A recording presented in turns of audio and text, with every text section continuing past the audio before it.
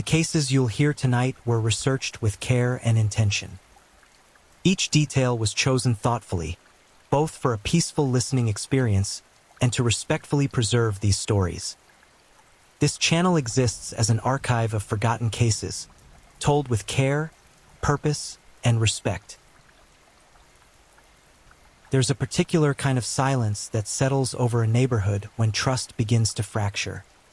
Not the sudden, violent break that comes with obvious tragedy, but the slow, almost imperceptible cracking that happens when someone you thought you knew reveals themselves to be someone else entirely. In the spring of 1980, in a modest corner of Pennsylvania where people still left their doors unlocked and children played unsupervised until the streetlights flickered on, that silence began to spread through the community like frost across a window pane. It started with small things. A conversation that ended too abruptly, a neighbor who no longer made eye contact at the grocery store, parents who began calling their children inside earlier than usual. No one could point to a single moment when everything changed, but everyone felt it, that creeping awareness that something fundamental had shifted beneath their feet. John Balaban had lived among them for years, a man whose face was as familiar as the corner mailbox, whose routine was as predictable as the morning paper. He wasn't someone who drew attention. He wasn't someone people worried about, and perhaps that was precisely the problem, because by the time investigators began piecing together the fragments of his hidden life, they discovered that the most dangerous secrets are often kept by the most unremarkable people, hidden in plain sight behind the comfortable illusion of normalcy. This is the story of how that illusion shattered and what was found in the wreckage. Welcome to True Crime Headquarters. This evening, we uncover disturbing cases where the truth lurked far beneath a harmless surface. Now, please take a moment to settle in. Breathe slowly. Let the outside world fade. This is the story of the quiet unraveling, the John Balaban case. Now let's begin. John Balaban was born in 1944 in the industrial belt of Pennsylvania, in a region where steel mills defined the landscape and shaped the rhythm of daily existence. His early years unfolded against the backdrop of post-war America, a time when communities were tightly woven and everyone seemed to know everyone else's business, or thought they did. The Balaban family was neither wealthy nor destitute, occupying that vast middle ground where most people lived their lives without attracting much notice. His childhood, by most accounts, appeared unremarkable. He attended local schools, participated in the expected activities, and navigated adolescence without the kind of dramatic incidents that might have served as warning signs in retrospect. Those who remembered him from those years, teachers, classmates, neighbors, would later struggle to recall specific details. He was there, certainly, but he existed in that hazy middle distance of memory where faces blur together and individual personalities fail to distinguish themselves from the crowd. Please, if you enjoy listening and would like to find this channel again, you're welcome to subscribe. Pennsylvania in the 1960s was a place caught between tradition and transformation. The old industrial economy was beginning its long, slow decline, though few recognized it at the time. Communities that had thrived for generations on manufacturing jobs were starting to feel the first tremors of economic uncertainty. Young men like Balaban faced a world that was subtly different from the one their fathers had known, where the old certainties about work and family and future were becoming less certain with each passing year. Balaban's entry into adulthood followed a conventional path. He found employment in various capacities, work that required reliability rather than brilliance, consistency rather than creativity. The jobs changed, but the pattern remained the same. He showed up, did what was required, and went home. He wasn't the kind of employee who climbed rapidly through the ranks, nor was he the kind who drew complaints. He occupied a middle space, neither exceptional nor problematic, the kind of worker who could be counted on but rarely thought about. By the mid-1970s, he had settled into a residential area where houses sat close together and privacy was more theoretical than actual. Neighbors saw each other daily, exchanged pleasantries, kept informal watch over each other's properties. It was the kind of environment where unusual activity was noticed, discussed, and generally explained away through the lens of charity. People assumed the best of those around them because that assumption made life easier, more comfortable. Balaban maintained the outward appearance of normalcy with what seemed like effortless consistency. His yard was adequately maintained, his bills apparently paid, his interactions with neighbors polite if not particularly warm. He participated in the minimal social exchanges that suburban life required: a wave from the driveway, a brief conversation while collecting mail, the occasional comment about weather or local news. But normalcy, investigators would later understand, is often a performance rather than a reality. The energy required to maintain that performance, to keep the facade intact day after day, year after year, suggests a consciousness of something that needed concealing. Most people don't have to work at appearing normal because they simply are. The effort itself becomes evidence of something else operating beneath the surface. In the late 1970s, patterns began to emerge that would only make sense later, when viewed through the clarifying lens of hindsight. Small anomalies in behavior, minor inconsistencies in routine, nothing dramatic enough to trigger immediate concern, but enough to plant seeds of unease in those who paid attention. Car arriving at odd hours, lights burning late into the night, brief encounters that ended with an abruptness that felt slightly off, though in ways that were difficult to articulate. The community around Balaban was structured on certain unspoken assumptions about human behavior and social boundaries. People believed they could recognize danger when they saw it. They trusted their instincts about who posed a threat and who didn't. This confidence in their own judgment would prove to be both understandable and tragically misplaced. During this period, Balaban's life intersected with various individuals who would later become crucial to understanding the full scope of what was happening. Some of these connections were obvious: co-workers, neighbors, acquaintances from local establishments. Others were more obscure, revealed only through patient investigative work that traced the threads of his movements and interactions across months and years. Pennsylvania's law enforcement landscape in this era was fragmented, with multiple jurisdictions operating independently and communication between agencies limited by technology and institutional barriers. Information that might have formed a coherent picture when assembled remained scattered across different departments, filed away in separate folders, investigated by different officers who had no reason to suspect their cases might be connected. The social fabric of the community continued its daily weave, each person focused on their own concerns, their own routines. Parents worried about their children's grades and their own job security. Teenagers navigated the complicated terrain of adolescence. Elderly residents maintained the rituals that gave their days structure and meaning. Life proceeded as it always had, with the comfortable assumption that tomorrow would resemble yesterday, that the world was fundamentally comprehensible and safe. But beneath this surface calm, something else was developing. The architecture of Balaban's life was more complex than it appeared, built on foundations that would not bear close examination. He moved through his days with the practiced ease of someone who had learned to compartmentalize, to maintain separate spheres of existence that never quite touched, never revealed each other's true nature. Those who study human behavior understand that the capacity for deception, both of others and of oneself, is more common than we'd like to believe.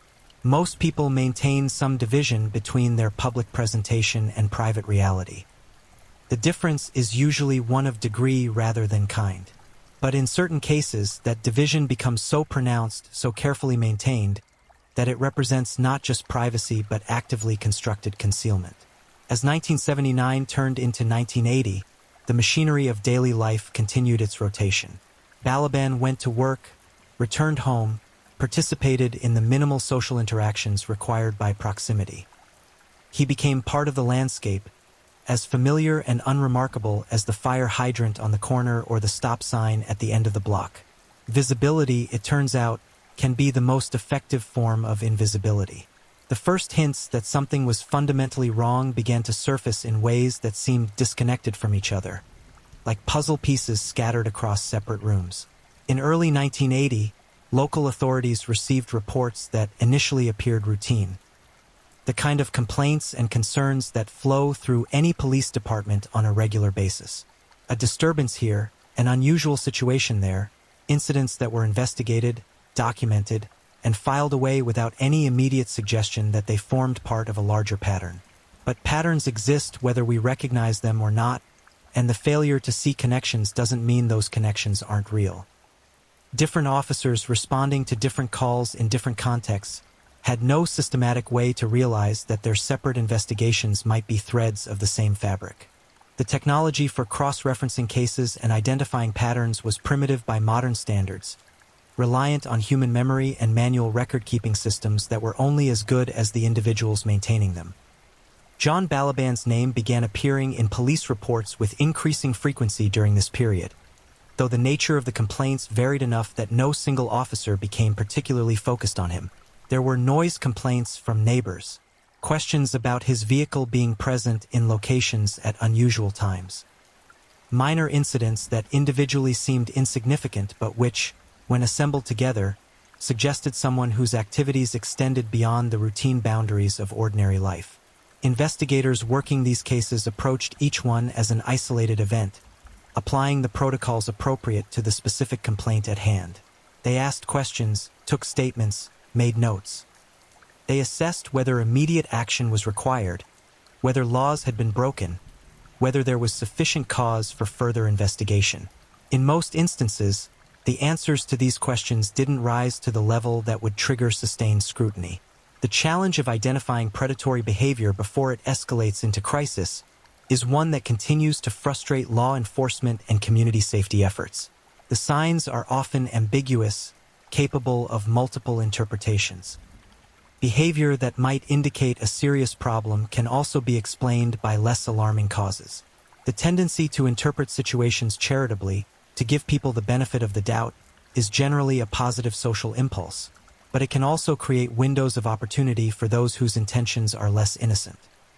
During the spring and early summer of 1980, several individuals in the area surrounding Balaban's residence reported experiences that made them uncomfortable, though they struggled to articulate exactly what was wrong. These reports shared certain common elements: encounters that felt intrusive despite not being overtly threatening, conversations that probed for information in ways that seemed inappropriate, a quality of attention that was simultaneously intense and difficult to define. Human beings are generally good at sensing when something is off in their interactions with others, even when they can't immediately identify the source of their discomfort. We read countless subtle signals in body language, tone of voice, facial expressions, the particular quality of someone's focus. These instinctive responses evolved over millennia as protective mechanisms, early warning systems that helped our ancestors identify potential threats before those threats became explicit. But modern social conditioning often teaches us to override these instincts, to dismiss our discomfort as unfounded or uncharitable. We tell ourselves we're being paranoid, judgmental, unfair. We worry about appearing rude or creating awkward situations. This conflict between instinct and social training can delay protective responses, creating opportunities for those who understand how to exploit the gap. As reports accumulated, a few observant individuals within local law enforcement began to notice recurring elements. Officer Michael Brennan, a veteran of the force who had developed a talent for recognizing patterns, started pulling files that mentioned Balaban's name or address. What he found didn't constitute proof of criminal activity, but it painted a picture of someone whose interactions with the community were generating consistent unease. Brennan's growing concern led him to conduct informal surveillance of Balaban's residence and movements. This was done during off-duty hours, operating more on intuition than official authorization. He observed Balaban's comings and goings, noting the times, destinations, and durations of his trips. He spoke quietly with neighbors, asking general questions about the area and letting them volunteer information without leading the conversation in specific directions. What emerged from these observations was a sense of someone leading a life with hidden compartments, whose visible routine was only part of a larger story. Balaban's behavior showed signs of counter-surveillance awareness, varying his routes, checking mirrors frequently, sometimes making unnecessary turns as if to determine whether he was being followed. These behaviors suggested someone conscious of potential observation, someone with reasons to avoid scrutiny. The legal and ethical boundaries of investigation create necessary protections for individual privacy, but they also impose constraints on law enforcement's ability to pursue suspicions that haven't yet crystallized into probable cause. Brennan found himself in the frustrating position of sensing that something was seriously wrong, while lacking the concrete evidence needed to justify official investigative resources. In July 1980, the situation shifted dramatically when a specific incident occurred that could no longer be categorized as ambiguous or open to innocent interpretation. The details of this incident, which involved a clear violation of law and the safety of another person, provided the concrete foundation that previous reports had lacked. It was the kind of event that retrospectively illuminates everything that came before, transforming a collection of separate concerns into a coherent narrative of escalating risk. The investigation that followed moved with increased urgency and focus. Search warrants were obtained, executed with careful attention to legal procedures and evidence preservation. What investigators discovered when they gained access to Balaban's residence confirmed their worst suspicions while also revealing dimensions of the situation they hadn't anticipated. The interior of the house told a story that its unremarkable exterior had successfully concealed. Areas that would normally serve routine domestic purposes had been repurposed in ways that indicated planning, preparation, and an organized approach to activities that were clearly criminal in nature. The evidence collected provided investigators with a foundation for charges that reflected the seriousness of what had been occurring. For the community, the revelation that John Balaban had been engaged in criminal activity created a complicated mixture of responses. There was shock, certainly, the natural human reaction to discovering that someone familiar has been leading a hidden life. But there was also a more unsettling realization that the assumptions people had made about safety and recognizing danger were less reliable than they'd believed. Parents who had allowed their children to play in the neighborhood unsupervised began to reconsider those decisions. People who had waved to Balaban from their driveways felt a retrospective chill, wondering what had been happening in his house while they went about their ordinary routines just yards away. The psychological impact of this knowledge rippled through the community in ways both obvious and subtle. As investigators worked to build their case, they also faced the challenge of identifying all potential victims and understanding the full scope of Balaban's activities. This process required patience, sensitivity, and methodical attention to evidence. Some individuals came forward voluntarily once news of the arrest became public. Others had to be identified through evidence and then approached with extreme care. The media attention that accompanied the case was significant, though measured by the standards of later decades. Local newspapers covered the story with varying degrees of detail. Television news reported on the arrest and the basic allegations. But the constant, saturated coverage that would become standard in the internet age didn't yet exist.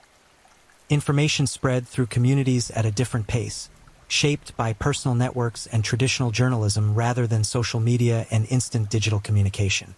The legal proceedings that followed John Balaban's arrest unfolded according to the formal structures of the criminal justice system, but behind that procedural framework lay intense human experiences. Victims grappling with trauma, investigators pursuing justice, a community processing the implications of what had occurred in their midst. The prosecution's case was built on multiple forms of evidence: physical materials seized from Balaban's residence, testimony from individuals he had victimized, documentation of his movements and activities, expert analysis of patterns and behaviors. Each element had to be carefully prepared to meet legal standards for admissibility while respecting the dignity and privacy of those who had suffered harm. For prosecutors, cases of this nature present particular challenges. The evidence must be presented in sufficient detail to demonstrate the severity of the crimes while avoiding gratuitous or unnecessarily explicit descriptions that might traumatize victims further or sensationalize the proceedings. The goal is justice, not spectacle, though public interest in criminal cases often blurs that distinction. Balaban's defense team faced the difficult task of representing a client whose alleged actions had generated significant community anger and whose evidence against him appeared substantial. The right to legal defense is fundamental to the justice system, but defending someone accused of serious crimes requires attorneys to navigate complex ethical territory, balancing their duty to their client with their own moral responses to the allegations. Pretrial proceedings involved numerous motions and hearings as both sides positioned themselves for the potential trial ahead. Questions of evidence admissibility, witness testimony, expert qualifications, and procedural matters were argued and decided. Each ruling shaped the landscape of what would be presented in court, determining which aspects of the case jurors would be allowed to consider. During this period, Balaban remained in custody, held without bail due to the nature of the charges and the assessment that he posed a continued risk. The jail environment placed him in proximity to other individuals accused or convicted of crimes, creating its own set of challenges. Certain categories of offenders face particular dangers within correctional facilities, as even those who have broken laws maintain moral hierarchies about which offenses are beyond the pale. The community continued to process the psychological aftermath of the revelations. Public discussions occurred in various forums, at community meetings, in letters to newspaper editors, in private conversations among neighbors. People expressed anger, confusion, concern about safety, questions about how such activities could have continued undetected for as long as they had. Some voices called for examinations of institutional failures. Had law enforcement missed warning signs that should have triggered earlier intervention? Were there systemic gaps in how reports and complaints were handled that allowed dangerous individuals to operate with impunity? These questions were legitimate, though answering them required confronting uncomfortable truths about resource limitations, the challenges of identifying patterns across fragmented jurisdictions, and the inherent difficulties of balancing individual privacy rights against community safety. As the case moved toward resolution, negotiations occurred between prosecution and defense regarding potential plea arrangements. These discussions involved complex calculations on both sides. For prosecutors, the strength of their evidence had to be weighed against the unpredictability of trials, the trauma that courtroom testimony would inflict on victims, and the resources required for a lengthy proceeding. For the defense, the risk of conviction on all charges versus the certainty of consequences through a negotiated plea required careful assessment. The victims themselves had varying perspectives on these decisions. Some desperately wanted to avoid the public testimony that a trial would require, having already endured enough trauma without the added burden of courtroom cross-examination. Others felt that only a full public airing of the facts would provide a sense of justice and accountability. Prosecutors had to navigate these conflicting needs while pursuing what they determined to be the most just outcome overall. In late 1980, the case reached a critical juncture when Balaban, following consultations with his attorneys and facing the substantial evidence against him, entered guilty pleas to multiple charges. The specific counts and the legal framework varied depending on jurisdictional factors and the particular nature of the offenses, but the core reality was clear. He was admitting responsibility for serious criminal conduct that had caused real harm to real people. The sentencing phase brought its own emotional weight. Victim impact statements provided opportunities for those harmed to address the court and the defendant directly, to articulate the ways in which his actions had affected their lives. These statements were often deeply moving, describing not just immediate trauma but ongoing struggles with trust, safety, psychological well-being, and the rupture of their sense that the world was a secure and comprehensible place. The judge presiding over the sentencing had to balance multiple considerations: the severity of the crimes, the need for punishment and deterrence, the possibility of rehabilitation, the protection of society, and the voices of victims seeking acknowledgement of their suffering. These competing factors don't always point in the same direction, requiring judicial wisdom and discretion. When the sentence was announced, it reflected the serious nature of the offenses while operating within the legal frameworks and sentencing guidelines of that era. Balaban was ordered to serve substantial prison time, effectively removing him from society for a significant period. The specifics of the sentence, the number of years, the conditions of potential parole, the requirements for registration and monitoring, represented the justice system's attempt to impose proportionate consequences and prevent future harm. For some in the community, the sentence provided a sense of closure, a formal acknowledgement that what had occurred was unacceptable and would be punished. For others, no sentence could adequately address the harm that had been done, the sense of violation and betrayal that would persist long after Balaban was removed from their midst. Justice, even when achieved through proper legal channels, doesn't erase trauma or restore what was lost. The reality of incarceration meant that Balaban would spend years confined within the Pennsylvania correctional system, navigating the hierarchies and dangers of prison life. The nature of his crimes would follow him within those walls, marked in his records, known to other inmates, shaping his daily existence in ways that constituted their own form of punishment beyond the formal sentence. The conclusion of legal proceedings doesn't mark the end of a case's impact. It often represents a transition into a different phase of consequences and ongoing effects. For the community where John Balaban had lived and offended, the process of moving forward required confronting what had happened while trying to rebuild a sense of normalcy and safety. In the months and years following his sentencing, various initiatives emerged aimed at preventing similar situations from occurring. Law enforcement agencies examined their procedures for handling reports of suspicious behavior, looking for ways to improve communication between jurisdictions and identify patterns more quickly. Community organizations developed programs focused on safety education, empowering both children and adults to recognize warning signs and report concerns without delay. These efforts reflected a broader cultural shift that was beginning to occur in the early 1980s regarding awareness of predatory behavior. What had previously been discussed only obliquely, if at all, was gradually becoming a subject of more direct public conversation. The balance between protecting innocence and providing necessary information was challenging to strike, but the cost of silence had become too apparent to ignore. For the individuals directly harmed by Balaban's actions, the path forward was highly personal and varied considerably. Some pursued therapy and counseling, working to process their experiences and develop coping mechanisms for managing trauma. Others found support through connections with fellow survivors, discovering that shared experiences could provide understanding and validation that was difficult to find elsewhere. Still, others chose to keep their experiences private, sharing details with only a select few or in some cases with no one at all.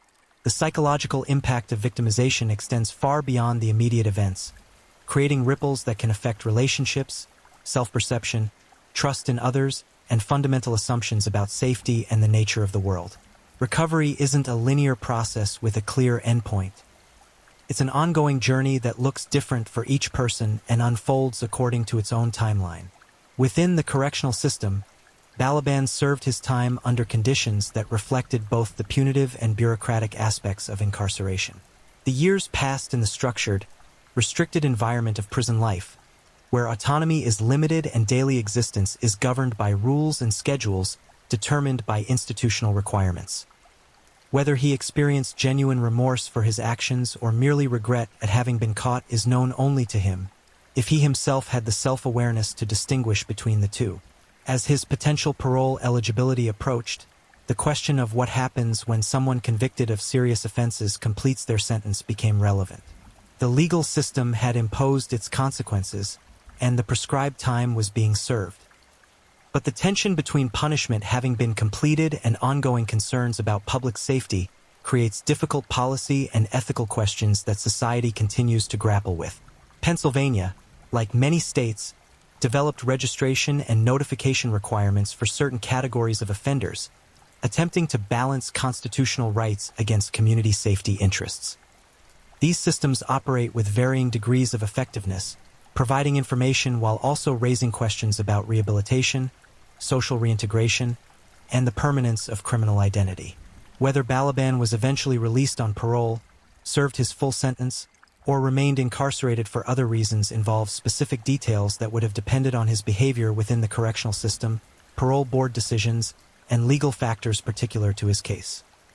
The outcome would have been influenced by assessments of risk, compliance with prison rules, participation in available programs, and the nature of the original offenses. For the community, regardless of Balaban's ultimate fate, the case left a lasting imprint.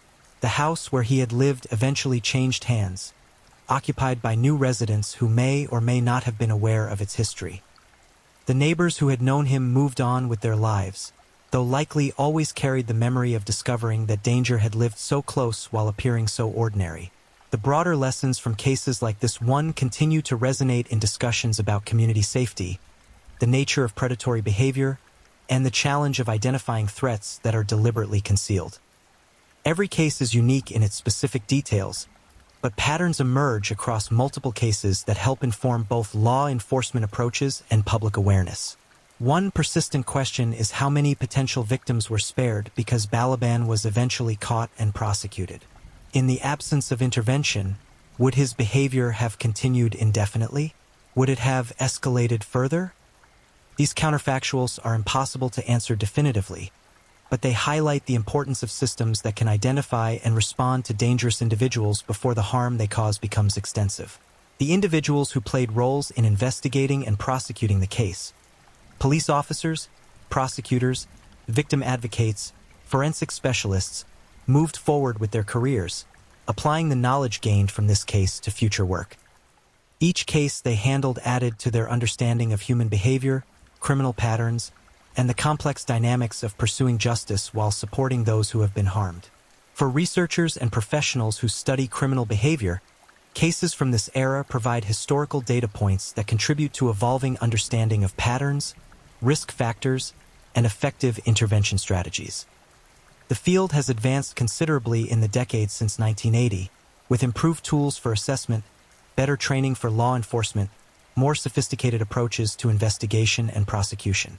Yet despite all these advances, the fundamental reality remains that predatory individuals continue to exist in every community, that they often excel at concealment and manipulation, and that identifying them before they cause harm remains one of society's most challenging tasks. Perfect prevention is likely impossible, but continuous improvement in awareness, systems, and responses can reduce both the frequency and duration of victimization. The John Balaban case represents a specific set of events that occurred in a particular time and place, affecting real individuals whose experiences deserve to be acknowledged without exploitation. The details matter not for their sensational value, but because they illuminate broader truths about human behavior, community dynamics, and the ongoing effort to create safer societies. Some aspects of the case remain ambiguous or unknown, questions that were never fully answered, information that was never made public, private experiences that victims chose not to share. This incompleteness is typical of real cases, which don't resolve with the narrative tidiness of fiction. Life is messier, more complicated, with loose ends that never quite get tied up. What we can say with certainty is that John Balaban's actions caused real harm to real people, that this harm was eventually recognized and addressed through legal processes, and that the community where it occurred had to find ways to move forward while carrying the knowledge of what had happened. These basic facts form the foundation of the case, regardless of which specific details remain publicly available and which have been lost to time or kept appropriately confidential. The passage of more than 4 decades since these events provides temporal distance but doesn't diminish their significance for those directly affected. For survivors, the trauma doesn't fade according to a calendar schedule. For the community, the memory may become less immediate, but the lessons learned continue to influence how people think about safety and vigilance. In the end, the John Balaban case serves as a reminder that evil doesn't always announce itself with dramatic flourishes or obvious warning signs. Sometimes it wears an ordinary face, lives in an unremarkable house, and maintains a facade of normalcy so convincing that years can pass before the truth emerges. Recognizing this reality, that danger can be extraordinarily ordinary in its presentation, is uncomfortable but necessary if we hope to protect those most vulnerable to predatory behavior. The story concludes not with dramatic resolution but with the quiet continuation of life after crisis. People heal at their own pace, communities adapt and remember, systems evolve in response to identified failures. And somewhere in the Pennsylvania correctional system or beyond, depending on circumstances unknown to most, John Balaban faced the consequences of choices that caused harm he could never undo. What remains, finally, is the importance of bearing witness to these events, not with sensationalism or exploitation, but with honesty about what humans are capable of, both in terms of causing harm and in terms of surviving it, pursuing justice, and working to prevent similar harm from occurring again. If you're new here, welcome to the channel, where we dive into true crime stories with calmness and respect. A special shout out to my amazing subscribers who've been with me from the start. Thank you for your incredible support. If you're still with me, drop a comment. Let me know where you're tuning in from and what time it is in your part of the world. Or just say hello so I know you're still here. And if you haven't already, make sure to like this video and hit subscribe so you won't miss any of our upcoming true crime stories perfect for winding down. Now, let's move on to our second story. Story 2. The Widow of Vienna. There's something unsettling about kindness that comes too easily from strangers. We're taught from childhood to trust the elderly, to see gray hair and gentle smiles as symbols of wisdom and warmth. Society builds whole systems around this assumption. We invite older neighbors for tea, we help them with groceries, we listen to their stories of decades past. But what happens when that instinct, that deeply embedded trust, becomes the very mechanism of betrayal? In Vienna, during the final years of the 20th century, a grandmother with soft features and a reputation for generosity moved through the city's cafes and social circles, collecting friends the way others collect stamps or coins. She was known for her charitable nature, her willingness to help those less fortunate, her particular affection for elderly gentlemen who seemed lonely or in need of companionship. To the outside world, Elfriede Blauensteiner was simply a kind woman doing good deeds. But beneath the surface of afternoon coffees and pleasant conversation, something far darker was unfolding. Between 1992 and 1995, 5 people died in circumstances that seemed at first unremarkable. They were elderly, after all. Death comes for everyone eventually. Yet when investigators finally began to notice the pattern, the same concerned face appearing in hospital corridors, the same name listed as beneficiary in updated wills, the same sugary kindness offered just before the end, they uncovered a truth so calculated, so patient, and so ordinary in its execution that it challenged everything Vienna thought it knew about evil. This is the story of how trust became a weapon, how patience became a strategy, and how one woman's crimes hid in plain sight for years, protected not by elaborate schemes or violent intimidation, but by something far more powerful, the assumption that grandmothers simply don't kill. Vienna in the early 1990s carried itself with the particular dignity of a city that had weathered centuries. The Austrian capital had survived empires and wars, rebuilt itself after devastation, and settled into a rhythm that valued tradition, order, and a certain quiet elegance. It was a place where coffeehouses still functioned as social institutions, where elderly citizens gathered for afternoon conversations over Zahortorte and melange, where the rituals of daily life moved with unhurried precision. In this environment, where respect for one's elders was woven into the fabric of culture, Elfriede Blauensteiner seemed to fit perfectly. Born in 1931, Elfriede had lived through Austria's darkest decades. She came of age during World War II, experienced the occupation that followed, and witnessed her country's slow reconstruction into a prosperous neutral nation. By the time she reached her 60s, she had the bearing of someone who had survived hardship with dignity intact. She was neither wealthy nor destitute, neither particularly educated nor ignorant. She was, in almost every visible way, ordinary. She lived in a modest apartment, dressed conservatively, and maintained the routines expected of a woman of her generation and station.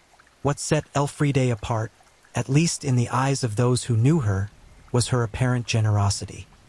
She volunteered her time, visited the sick, and seemed to have an endless capacity for befriending people who were alone or struggling. In a city where loneliness could be acute despite crowded streets, where elderly men in particular often found themselves isolated after the deaths of spouses or the departure of children to other cities, Elfriede presented herself as a solution. She was a listening ear, a helping hand, a friendly face who asked for nothing in return, or so it seemed. Her first husband had died years earlier under circumstances that raised no suspicions at the time. She had been widowed, as many women of her generation were, and had carried on with life. She remarried eventually, but that marriage too ended with her husband's death. Again, nothing seemed unusual. People died. That was simply the nature of existence, particularly for those who had lived full lives. But by the early 1990s, Elfriede's social circle began to expand in a particular direction. She developed friendships almost exclusively with elderly men, many of them living alone, many of them with modest savings or property, all of them vulnerable in ways that weren't immediately obvious to outsiders. These weren't chance encounters. Elfriede cultivated these relationships with remarkable patience, appearing in the social spaces where lonely older men gathered. Certain cafes, church groups, senior centers. She would strike up conversations, offer small kindnesses, and gradually become a fixture in their lives. One of the first to fall into her orbit during this period was a man named Alois Pichler. He was in his 70s, a retired gentleman living on a pension, with no close family remaining. Alois had spent his working life in modest employment, saving carefully, and in retirement he found himself with enough to live comfortably but not lavishly. He was the sort of man who might go days without meaningful conversation, whose routine had contracted to a few familiar locations and faces. When Elfriede began speaking with him at a cafe they both frequented, he was grateful for the attention. Their friendship developed slowly, naturally. Elfriede would join him for coffee, listen to his stories, share details of her own life that painted her as a sympathetic figure who understood loss and loneliness. She never rushed. She never demanded. She simply became present, reliable, and eventually indispensable. Over months, Alois came to see her not just as a friend, but as someone trustworthy enough to confide in about his finances, his health, his fears about the future. Around the same time, Elfriede was developing similar relationships with other men. There was Friedrich Docker, another elderly gentleman living alone, and later Rudolf Noblik and Franziska Koberl.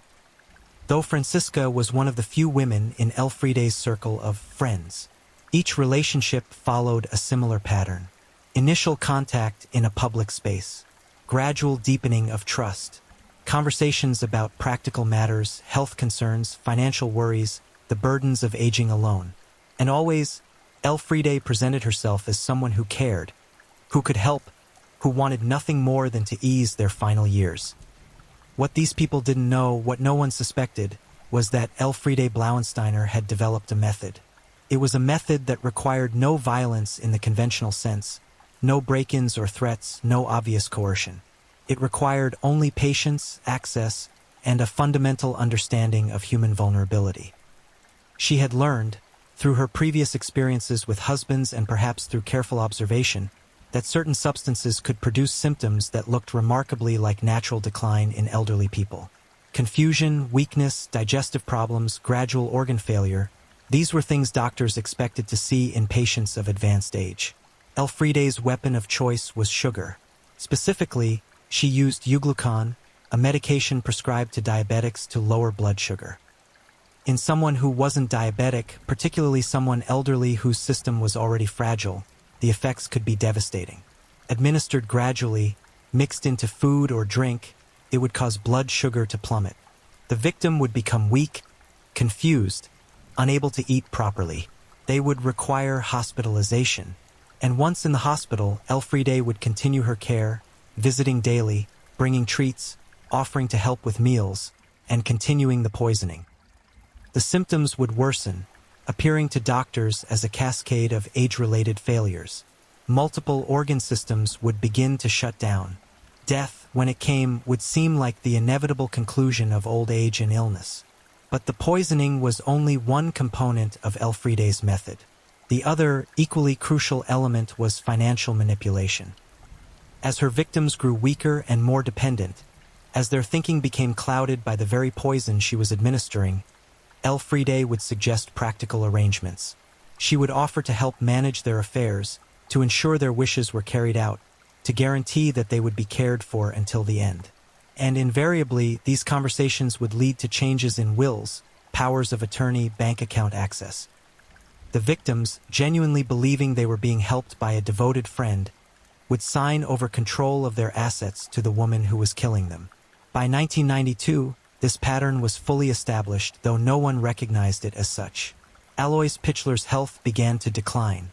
He experienced episodes of confusion and weakness that sent him to the hospital.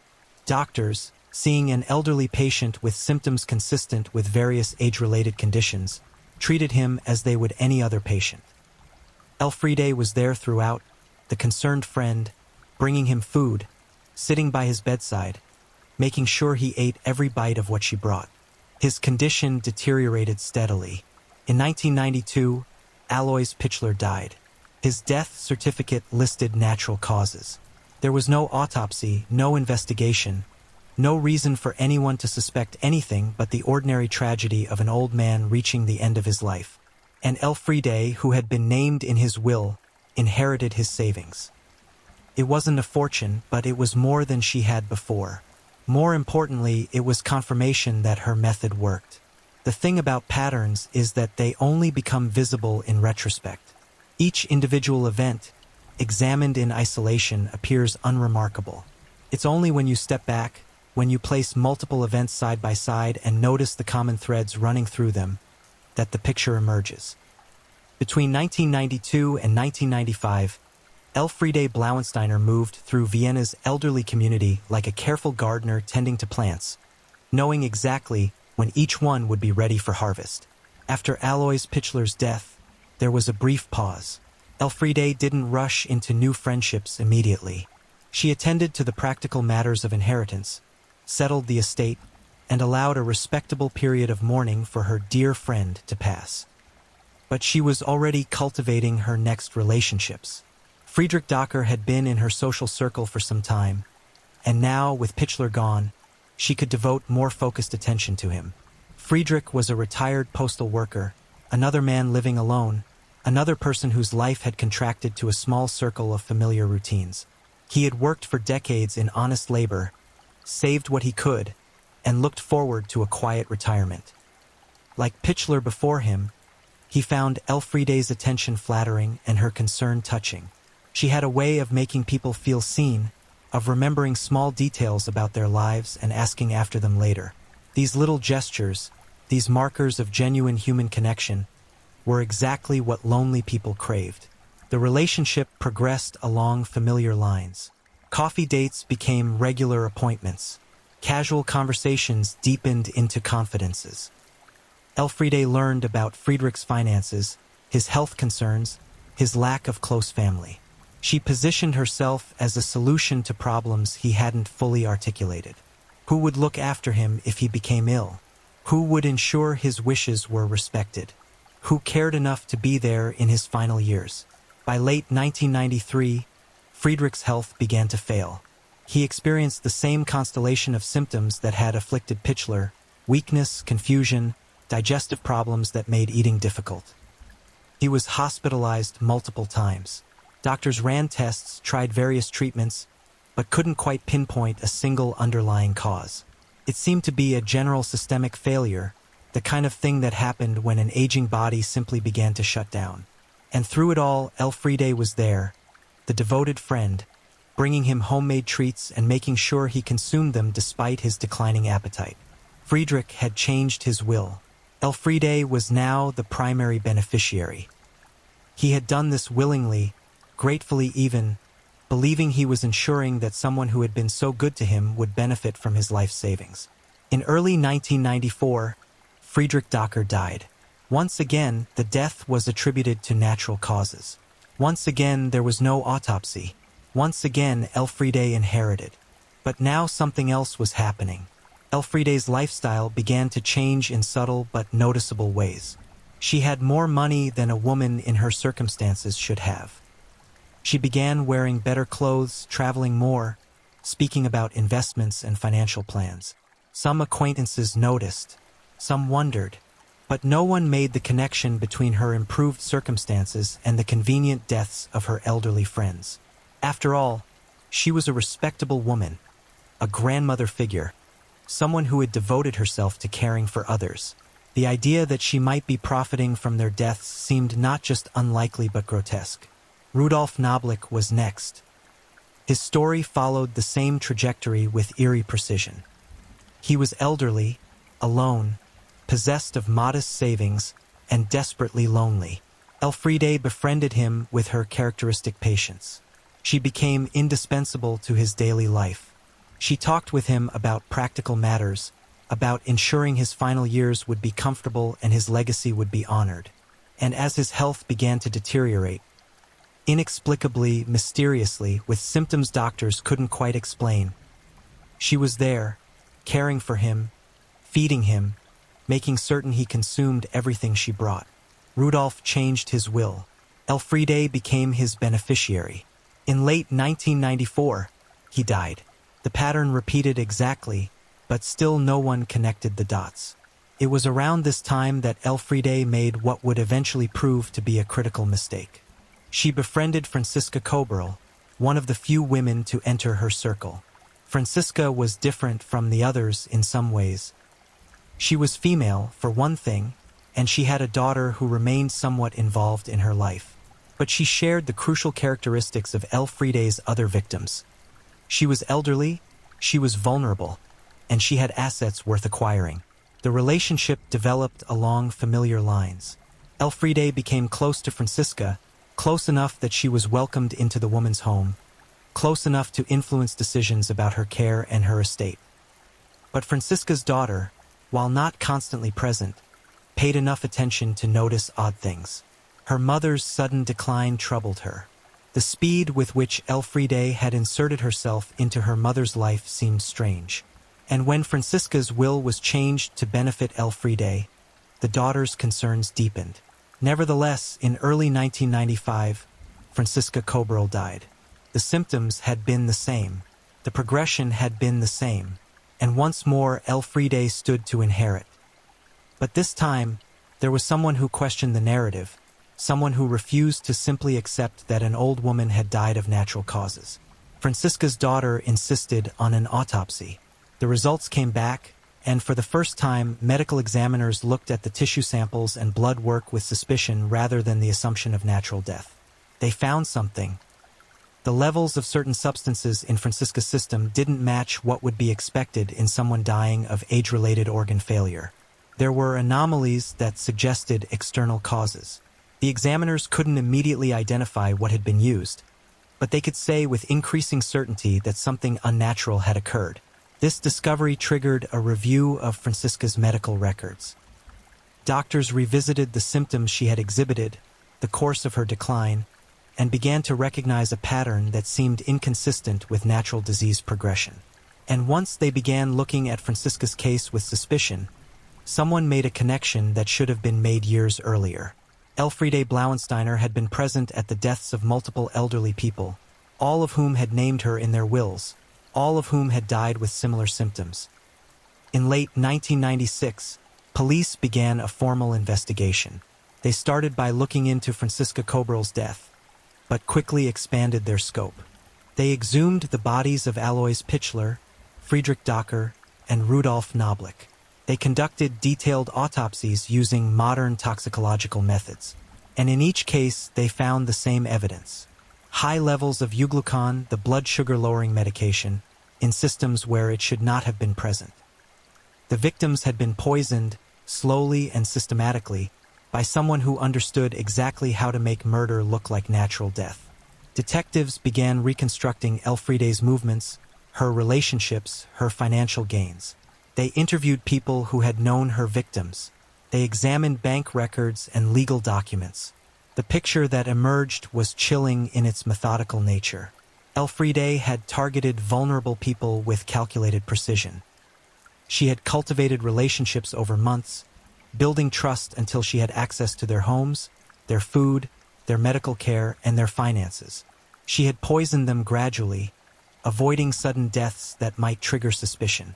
And she had profited substantially from each death, using the inheritance from one victim to fund her lifestyle while she cultivated the next. On November 18, 1996, police arrested Elfriede Blauensteiner. The woman who had presented herself as a kindly grandmother, who had been trusted by multiple vulnerable people, who had attended their funerals and accepted condolences with apparently genuine grief, was charged with multiple counts of murder. The Black Widow of Vienna, as the press would soon call her, had finally been caught. The arrest of Elfriede Blauensteiner sent ripples through Vienna's social circles. People who had known her, who had seen her at cafes and church gatherings, who had witnessed her apparent devotion to her elderly friends, struggled to reconcile the grandmother they knew with the calculating killer described in police reports. The cognitive dissonance was profound. How could someone who seemed so ordinary, so unremarkable, so genuinely kind, have been committing premeditated murder for years? The investigation that followed her arrest was exhaustive. Police didn't just focus on the 4 confirmed victims: Alois Pichler, Friedrich Docker, Rudolf Noblik, and Franziska Koberl. They expanded their inquiry to include anyone who had died after coming into close contact with Elfriede. This included her previous husbands. Exhumations were ordered. Toxicological analyses were conducted using the most advanced methods available. And patterns began to emerge that suggested Elfriede's crimes had started much earlier than 1992. Her first husband, it turned out, had died under circumstances that now seemed suspicious in light of new information. The symptoms he had exhibited before death matched the pattern seen in her later victims. His will had benefited Elfriede substantially. Her second husband's death, similarly, showed signs consistent with euglucon poisoning when examined through the lens of what investigators now knew about her methods. The possibility emerged that Elfriede had been refining her technique for decades, that she had been killing people close to her since at least the 1980s, perhaps even earlier. But proving cases from that far back presented significant challenges. Bodies had been buried for years, sometimes decades. Decomposition had destroyed much of the biological evidence. Medical records from that era were less detailed than modern documentation. And perhaps most significantly, no one had thought to look for poison at the time. The deaths had been accepted as natural, the normal tragedies of life. Ultimately, prosecutors decided to focus on the cases where evidence was strongest and most recent. The 4 deaths between 1992 and 1995 where clear toxicological evidence existed.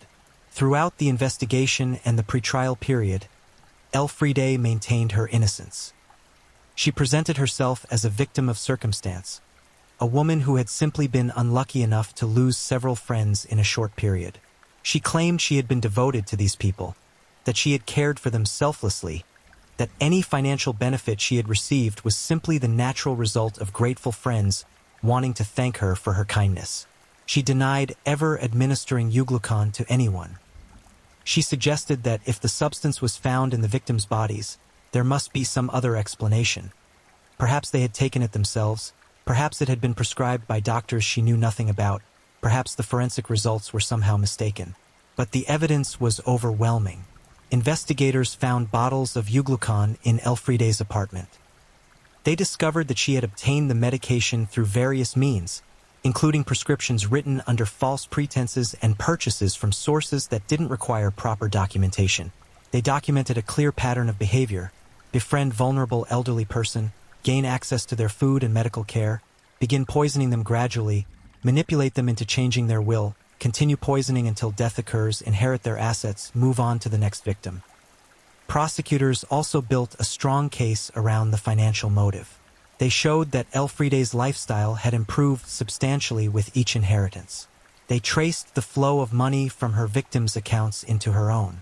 They demonstrated that she had expensive tastes, that she enjoyed the finer things in life, and that her pension alone would never have supported the lifestyle she aspired to.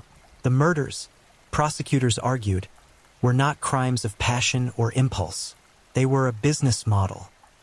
Elfriede had turned befriending and killing elderly people into a source of income, and she had done it with the cold calculation of someone running a profitable enterprise. The trial, when it finally began, attracted intense media attention. The courtroom was packed with journalists, curious onlookers, and people who had known Elfriede or her victims. The prosecution presented their case methodically, walking the jury through each relationship, each poisoning, each manipulated will, each death. They brought in toxicologists who explained how euglucon worked, how it would have caused the specific symptoms the victims experienced, and how it could have been administered without detection. They presented financial experts who traced the money trail. They called witnesses who described Elfriede's relationships with her victims, her constant presence during their final illnesses, her insistence on providing them with food and drink. The defense's position was difficult, with the toxicological evidence clearly establishing that the victims had been poisoned with euglucon, and with the medication found in Elfriede's possession, denying the basic facts of the case was impossible. Instead, The defense attempted to create reasonable doubt about Elfriede's intent. They suggested that perhaps she had given the medication to her friends believing it would help them, not harm them. They proposed that she might have been confused about dosages or medical effects. They painted her as a well-meaning but ignorant woman who had made terrible mistakes rather than committed calculated murders. This strategy failed to convince. The prosecution had documented too many instances, too much consistency in the pattern, too much evidence of financial planning and manipulation. The jury heard testimony about how Elfriede had insisted her victims consume food she brought them even when they were too ill to have an appetite. They learned how she had visited them in hospitals and continued to bring them treats that she made certain they ate. They saw evidence that she had researched their financial situations carefully, that she had known exactly what each victim was worth before their deaths. The picture that emerged was not of a confused old woman making mistakes, but of a predator who had identified a method of killing that was difficult to detect and had exploited it repeatedly. Perhaps the most damning evidence came from witnesses who described Elfriede's behavior after her victims' deaths. She had not appeared devastated or grief-stricken. She had not avoided speaking about the inheritances she received. In fact, she had sometimes seemed pleased, even proud, of how well her dear friends had provided for her. To some acquaintances, she had made comments that now seemed chilling in retrospect. Remarks about how she knew how to care for people in their final days, how she understood what elderly people needed, how she had a gift for making their last months comfortable. The trial lasted several months. The prosecution called dozens of witnesses and presented thousands of pages of evidence. The defense struggled to counter the overwhelming weight of documentation and testimony. And in the end, the verdict was perhaps inevitable given the strength of the case. On March 13, 1997, Elfriede Blauensteiner was found guilty of 4 counts of murder and multiple counts of fraud and attempted fraud. The jury had deliberated for several days, carefully reviewing the evidence, but ultimately they concluded that the only reasonable interpretation of the facts was that Elfriede had systematically killed 4 people for financial gain. The sentencing hearing revealed additional dimensions of Elfriede Blauensteiner's crimes. Family members of the victims were given the opportunity to speak. Franziska Koberl's daughter described the anguish of watching her mother decline, of suspecting something was wrong but not being able to identify what, of the horror of learning that the woman she had trusted to care for her mother had actually been killing her. Relatives of the other victims, more distant perhaps but no less affected, spoke about the violation they felt. Not just the loss of their loved ones, but the betrayal of having those final days, which should have been peaceful, turned into a prolonged murder. The judge, in handing down the sentence, noted the particular cruelty of Elfriede's crimes. She had not killed in moments of rage or fear. She had killed patiently, methodically, over extended periods. Her victims had died slowly, experiencing weeks or months of suffering while the person they trusted most in the world continued to poison them. They had been vulnerable, alone, seeking only companionship and care, and Elfriede had exploited that vulnerability with calculated precision. The judge sentenced Elfriede Blauensteiner to life imprisonment, noting that she had shown no remorse, had continued to maintain her innocence despite overwhelming evidence, and represented a danger to anyone who might fall within her sphere of influence. Elfriede was 66 years old when she was convicted. She was sent to a women's prison outside Vienna, where she would spend the remainder of her life. In prison, she continued to insist on her innocence, though few believed her. She became something of a notorious figure within the Austrian criminal justice system, studied by psychologists and criminologists trying to understand what drives someone to commit serial murder in such a particular way. Unlike many serial killers who are driven by sadistic impulses or psychological compulsions, Elfriede appeared to have been motivated primarily by financial gain. She had discovered a method that worked, that was difficult to detect, and that could be repeated. She had turned murder into a practical solution to her financial problems. The case prompted significant changes in how Austrian authorities approached deaths among the elderly. Doctors became more alert to the possibility of poisoning when elderly patients presented with the kinds of symptoms Elfriede's victims had shown. Regulations around medication access were tightened.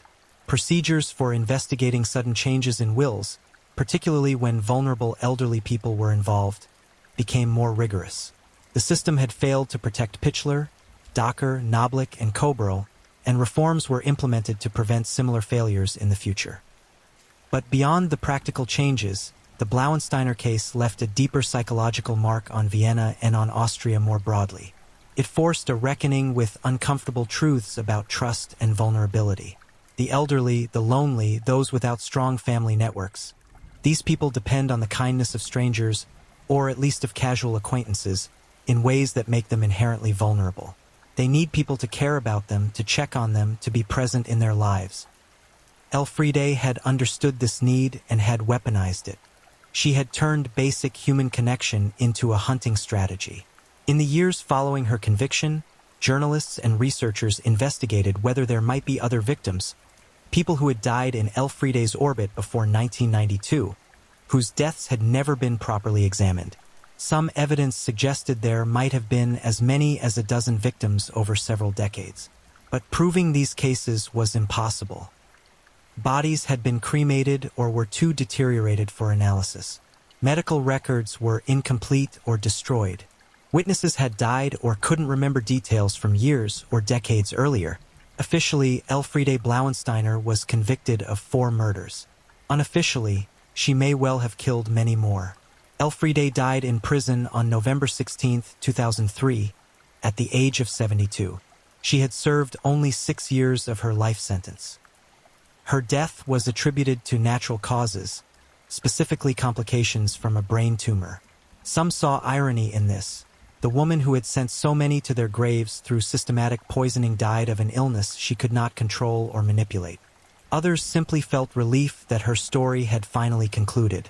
But the questions her case raised persist. How many other Elfriede Blauensteiners might be operating undetected?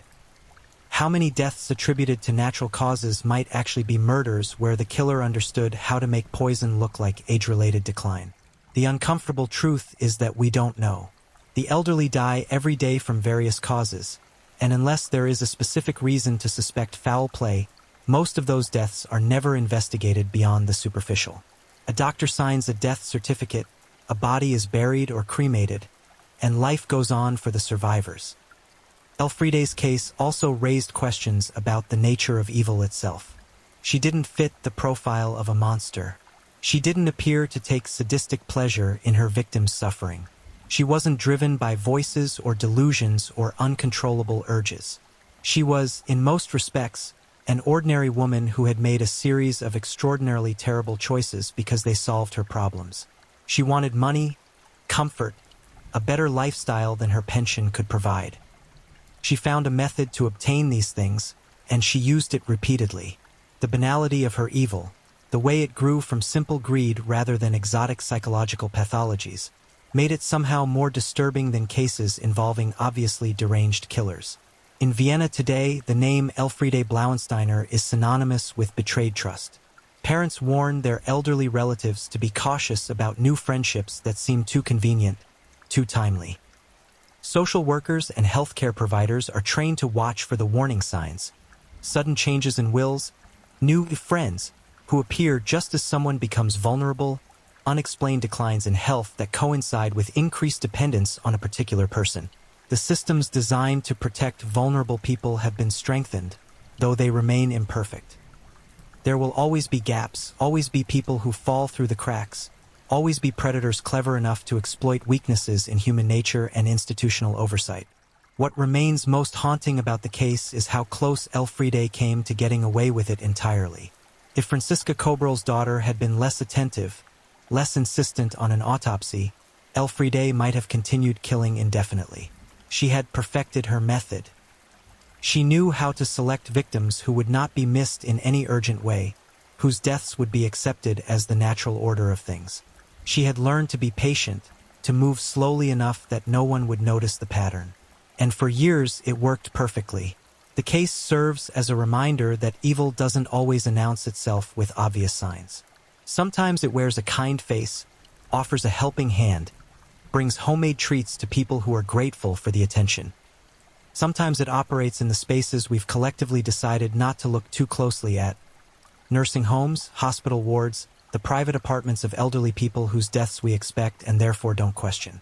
Elfriede Blauensteiner killed at least 4 people, possibly many more, not through dramatic violence but through quiet, patient, methodical administration of poison over weeks and months. She killed them while smiling, while holding their hands, while accepting their gratitude for her kindness. And that, perhaps, is the most unsettling lesson of all. The greatest dangers don't always come from strangers in dark alleys. Sometimes they come from the familiar face in the cafe, the regular visitor at the hospital, the friendly voice on the phone checking to see if you need anything. Elfriede Blauensteiner understood this truth and exploited it with ruthless efficiency. Her victims trusted her because she gave them every reason to trust her, right up until the moment their bodies began to fail from the poison she had been feeding them all along. In the end, she was caught not because the system worked, but because one person refused to accept the convenient narrative of natural death and demanded real answers. For everyone else, for Pichler, Docker, Noblik, and potentially many others, help came too late or never came at all. If you're enjoying these stories, don't forget to leave a comment. I'd love to hear where you're tuning in from and what time it is in your part of the world. And if you haven't already, be sure to like this video and subscribe so you don't miss the next true crime story to help you drift off to sleep. Now, let's move on to our third story. Story 3. The Max Guffler Case. There's something about the way a life can change in the space between one breath and the next that most of us never truly consider. We move through our days assuming continuity, expecting tomorrow to resemble today, building routines that feel permanent even though we know, somewhere deep down, that permanence is an illusion we've all agreed to believe in. In the Austrian village of Axams, nestled in the Inn Valley where the mountains rise like ancient sentinels and the air carries the crispness of glacial streams, people lived with that same assumption. They knew their neighbors, recognized the rhythms of each season, understood the unspoken rules that governed their small community.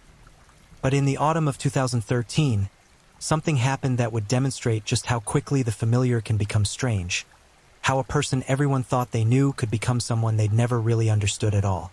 Max Guffler was not a name that meant anything beyond the borders of Tyrol, not someone whose face would have been recognized in Vienna or Salzburg, certainly not someone the world was watching. He was simply a man who existed within the ordinary boundaries of ordinary life, until the moment those boundaries dissolved entirely. What happened in those crucial hours would raise questions that still linger in the minds of those who remember, questions about mental state and human breaking points, about the invisible pressures that build inside a person until something fundamental gives way. This isn't a story that announces itself with dramatic music or shocking revelations designed to make you gasp.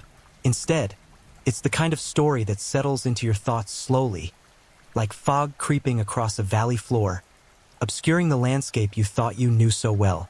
It's about the moments before crisis, the small details that only make sense in retrospect, and the terrible clarity that sometimes comes too late. What you're about to hear is carefully researched, drawn from court documents, psychiatric evaluations, witness testimonies, and journalistic accounts that emerged in the months and years following that October day. It's a story that demands we look closely at the mechanics of human breakdown, at the systems meant to catch people before they fall, and at the communities left to make sense of what seems senseless. So settle in, let the details wash over you, and prepare to examine a case that, while not widely known internationally, reveals something essential about vulnerability, crisis, and the fragile architecture of the human mind. The Tyrol region of Austria carries a particular quality that visitors often struggle to articulate. It's not merely the physical beauty of the place, though the mountains do command attention with their steep faces and snow-draped peaks that catch the changing light throughout the day. There's something else, something in the way communities have existed in these valleys for centuries, developing their own dialects, their own ways of relating to one another, their own sense of what matters and what doesn't. Axams, located just southwest of Innsbruck, had a population hovering around 5,000 people in 2013, the kind of place where generations of families had put down roots so deep that moving away felt almost like betrayal to some residents. The village maintained that particular alpine character that tourists found charming. Traditional architecture with wooden balconies overflowing with geraniums in summer, church bells that marked the passing hours, hiking trails that wound through forests where sunlight filtered through pine needles in slanted columns. Max Guffler had lived his entire life within this landscape. Born in 1967, he was 46 years old in the autumn of 2013, a man whose biography would have seemed unremarkable to anyone conducting a surface examination. He had worked in various capacities over the years, settling eventually into maintenance and handyman work that suited his practical skills and preference for physical labor over office environments. Those who knew him during his younger years would later describe someone quiet but not withdrawn, capable but not particularly ambitious, the kind of person who blended into the background of community life without making much impression one way or another. He had been married once, though the relationship had ended years before the events that would make his name known beyond Axams. The divorce, according to those who remembered it, had not been particularly contentious or dramatic, just another relationship that ran its course and ended with the kind of quiet resignation that comes when two people realize they want different things from life. By 2013, Max was living alone in a small apartment in Axams, maintaining a routine that varied little from week to week. He worked when jobs came available, spent evenings largely by himself, and interacted with others primarily through the functional exchanges that small-town life requires. Transactions at the grocery store, brief conversations with neighbors, the occasional drink at a local establishment. If you had asked people in Axams about Max Guffler before October 2013, most would have struggled to say much about him at all. He existed in that vast middle ground of human society, neither particularly troubled nor particularly thriving, neither isolated enough to raise concern nor connected enough to be deeply known by anyone. This is important to understand because what would happen later seemed to emerge not from obvious warning signs or clear patterns of escalation, but from something more subtle and more difficult to identify, something happening beneath the surface of what anyone could see. The autumn of 2013 brought the usual changes to the Inn Valley. Temperatures dropped as September turned to October, the tourist season wound down, and residents settled into the quieter rhythms of life between the summer hiking months and the winter ski season. For Max, these weeks appeared to pass like any others, at least to external observation. He continued his routines, showed up where he was expected, maintained the basic functions of daily existence. But something was happening internally, something that wouldn't become apparent until it manifested in a way that no one could ignore. Later, psychiatrists and investigators would attempt to reconstruct his mental state during this period, trying to identify the moments when ordinary stress or unhappiness might have tipped into something more serious, more destabilizing. The challenge with such reconstructions is that they rely heavily on interpretation, on reading backward from a known outcome and trying to identify the path that led there. What we do know is that Max had been experiencing financial pressures that had been building for some time.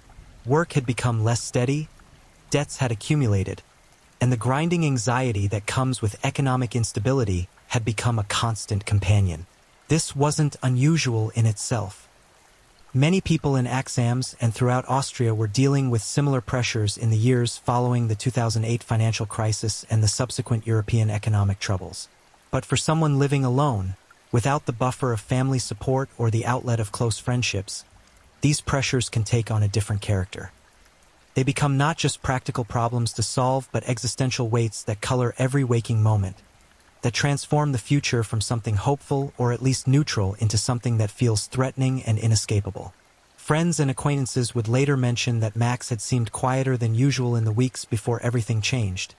But quiet was his baseline, so the shift was subtle enough to escape real notice.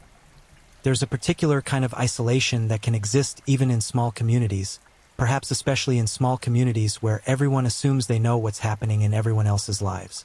When you've lived in the same place for decades, people stop really looking at you. They think they already know who you are, what you're capable of, what your life looks like.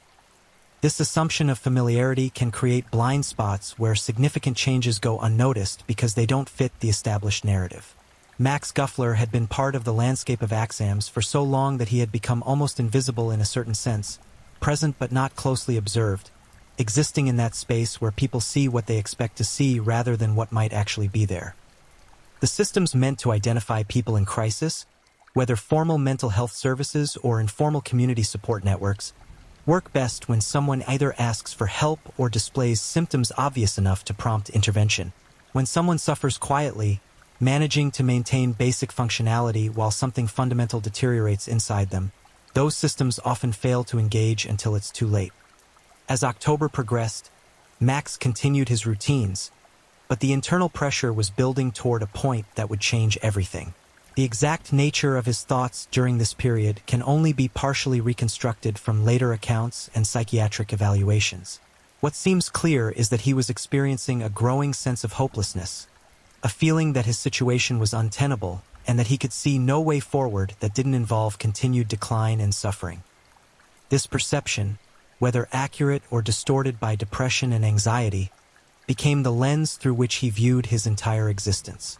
The future collapsed into something that felt not just difficult but impossible, and in that collapse, the normal barriers that keep most people from acting on their darkest impulses began to erode. This erosion happened gradually, then suddenly, the way so many psychological breaks do, building pressure that remains invisible until the moment it releases. October 21st, 2013, began as an unremarkable Monday in Axams. The weather was cool and overcast, typical for late autumn in the Tyrol, and the village moved through its morning routines with the easy familiarity of long-established patterns. Max Guffler woke in his apartment as usual, but this day would be different in ways that no one around him could have predicted. What exactly transpired in the privacy of his apartment that morning, what thoughts occupied his mind as he moved through those early hours, would later become subjects of intense scrutiny by investigators, psychiatrists, and legal professionals attempting to understand not just what happened but why it happened and what it revealed about his mental state. At some point during that morning, Max made a decision. The specifics of this decision-making process, the internal deliberations that led him to act as he did, remain partially opaque even after extensive investigation and evaluation. What we know with certainty is that he took actions that would set in motion a series of events with profound consequences. He left his apartment and drove to a location in Innsbruck, the regional capital located just a few kilometers from Axams. His destination was the headquarters of the Tyrol regional government, a building that housed various administrative offices and represented, in a symbolic sense, the institutional authority that governed the region. The choice of this location would later be interpreted as potentially significant, though Max himself would provide explanations that were both more mundane and more complex than simple political motivation. Max entered the building carrying materials that immediately raised alarm when discovered. He had brought with him containers of gasoline and other flammable substances, items that indicated planning and intention rather than impulsive action. This premeditation would become legally significant, distinguishing what happened from a spontaneous act of desperation and suggesting instead a calculated decision made with awareness of consequences. Security personnel and employees in the building quickly recognized the threat, and within moments, the situation escalated from potential danger to active crisis. Max made statements indicating his intention to set himself on fire, to end his own life in a manner that would be impossible to ignore, that would transform his private suffering into something public and undeniable. What followed was a tense standoff that lasted for hours. Police and crisis negotiators arrived rapidly, establishing a perimeter and beginning the delicate work of attempting to communicate with someone in extreme psychological distress. The negotiators faced a complex challenge: how to establish connection with someone who had already moved beyond the normal calculations that keep most people from such drastic actions, how to find leverage or create hope in a situation where the person involved appeared to have decided that hope itself was unavailable to him. Throughout the standoff, Max made various statements that would later be analyzed for insight into his motivations and mental state. He spoke about his financial troubles, about feeling abandoned by systems that were supposed to help, about a sense that his life had become an unbearable burden with no possibility of improvement. The hours stretched on, with negotiators working to keep communication open while tactical teams prepared for various contingencies. The building had been evacuated, and the area around it was cordoned off, transforming an ordinary Monday in Innsbruck into a scene of high tension and uncertainty. News of the standoff spread quickly through the region, carried by emergency radio traffic, text messages, and the rapid circulation of information that characterizes modern crisis situations. In Axams, people who knew Max learned with shock that the quiet man they'd lived near for years was at the center of a developing situation that seemed completely out of character with the person they thought they knew. This disconnect between the Max Guffler of ordinary days and the Max Guffler threatening self-immolation in a government building would become a recurring theme in later discussions, highlighting how little we sometimes know about the internal lives of those around us. After approximately 4 hours of negotiation, the standoff ended without Max carrying out his threatened action. Police and crisis negotiators, working with extraordinary patience and skill, managed to establish enough connection to persuade him to surrender peacefully. He was taken into custody without physical harm to himself or others, though the psychological harm, both to Max and to those who had been present during the crisis, was significant and lasting. The immediate danger had passed, but in many ways, the more complex and difficult work was just beginning. Max would be transferred to psychiatric evaluation, beginning a process of assessment that would attempt to determine his mental state both during the incident and more generally, to understand what had brought him to this point and what it meant for his future. The investigation that followed examined every aspect of what had happened. Police gathered evidence from Max's apartment, finding materials that confirmed the planning that had gone into his actions. They interviewed people who knew him, constructing a timeline of the weeks and months before October 21st, looking for signs that might have been missed or warning signals that went unheeded. What emerged was a picture of someone who had been struggling far more than anyone had realized, whose outward functionality had masked an internal deterioration that had been progressing for some time.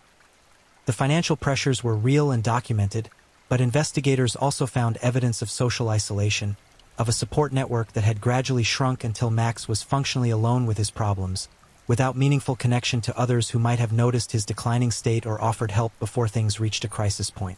The psychiatric evaluations conducted in the weeks following his arrest revealed a complex mental health picture. Max was assessed as having been in a state of severe depression and acute psychological crisis at the time of the incident, experiencing thoughts and emotions that significantly impaired his judgment and decision-making capacity. The evaluators noted that while he had planned his actions, that planning had occurred within the context of a profoundly distorted mental state, one in which his perception of his situation and his options had been severely compromised by illness. This distinction between planning and the mental state in which planning occurs would become crucial in the legal proceedings that would follow, determining how the justice system would respond to what had happened. For the people of Axams and Innsbruck, the incident raised uncomfortable questions about community responsibility and the visibility of suffering. How does someone reach such a desperate state without anyone intervening? What systems should exist to identify and help people before they arrive at such extreme crises? These questions don't have simple answers, complicated as they are by issues of privacy, individual autonomy, resource limitations, and the sheer difficulty of recognizing mental health emergencies before they manifest in obvious ways.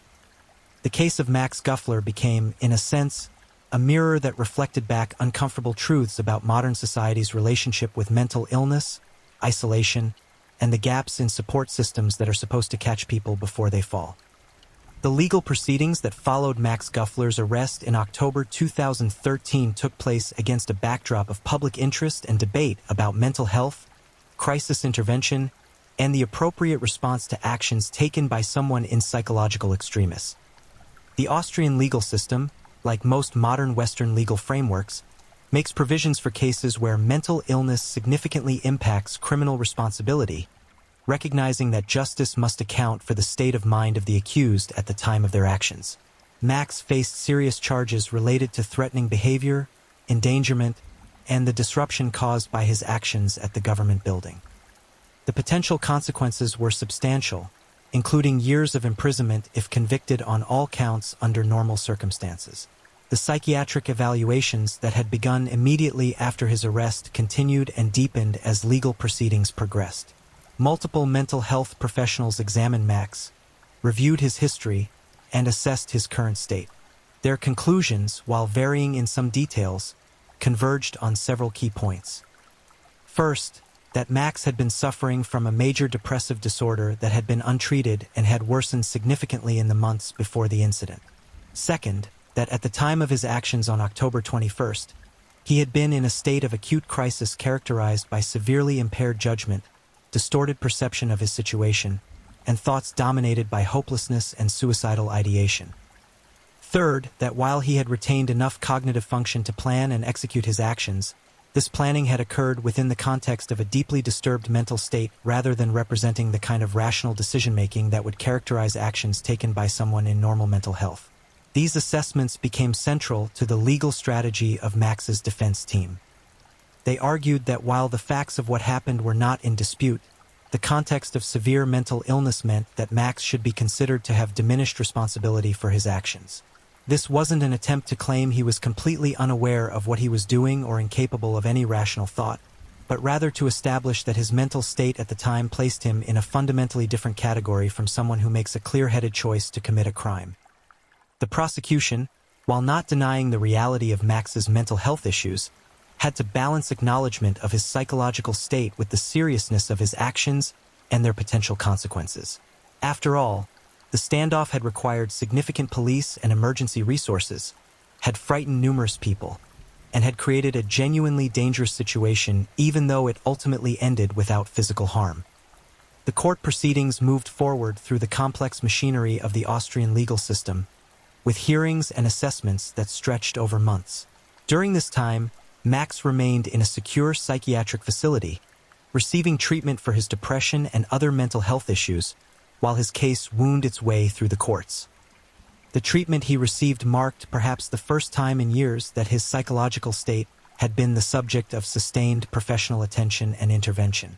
Medication, therapy, and the structured environment of the facility began to have effects, pulling him back from the extreme crisis state he had been in during October and allowing for the kind of reflection and processing that had been impossible when he was in the depths of his illness.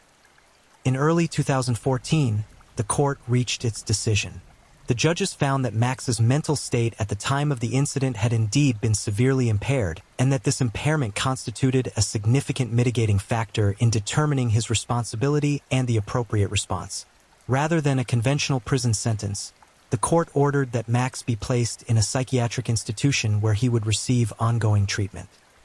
This decision reflected a recognition that his actions, while serious and harmful, had emerged from illness rather than malice, and that the most appropriate response was treatment rather than purely punitive incarceration.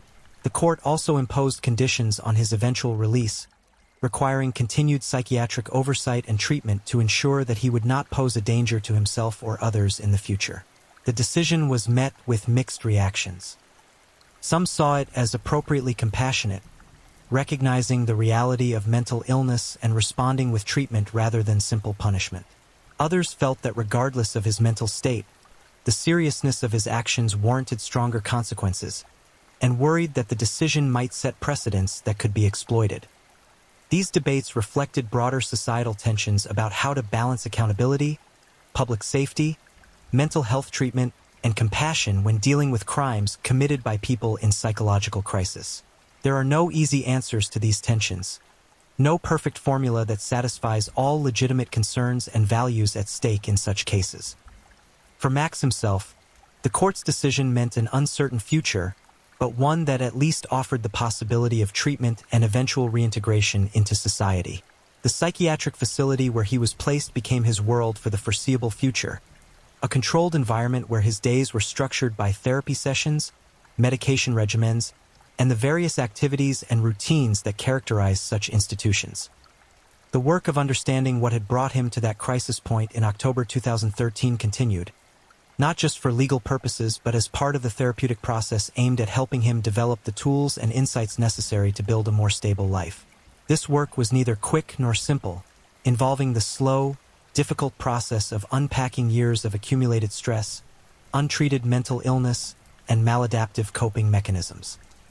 The broader community in Axams and Innsbruck processed the incident and its aftermath in various ways.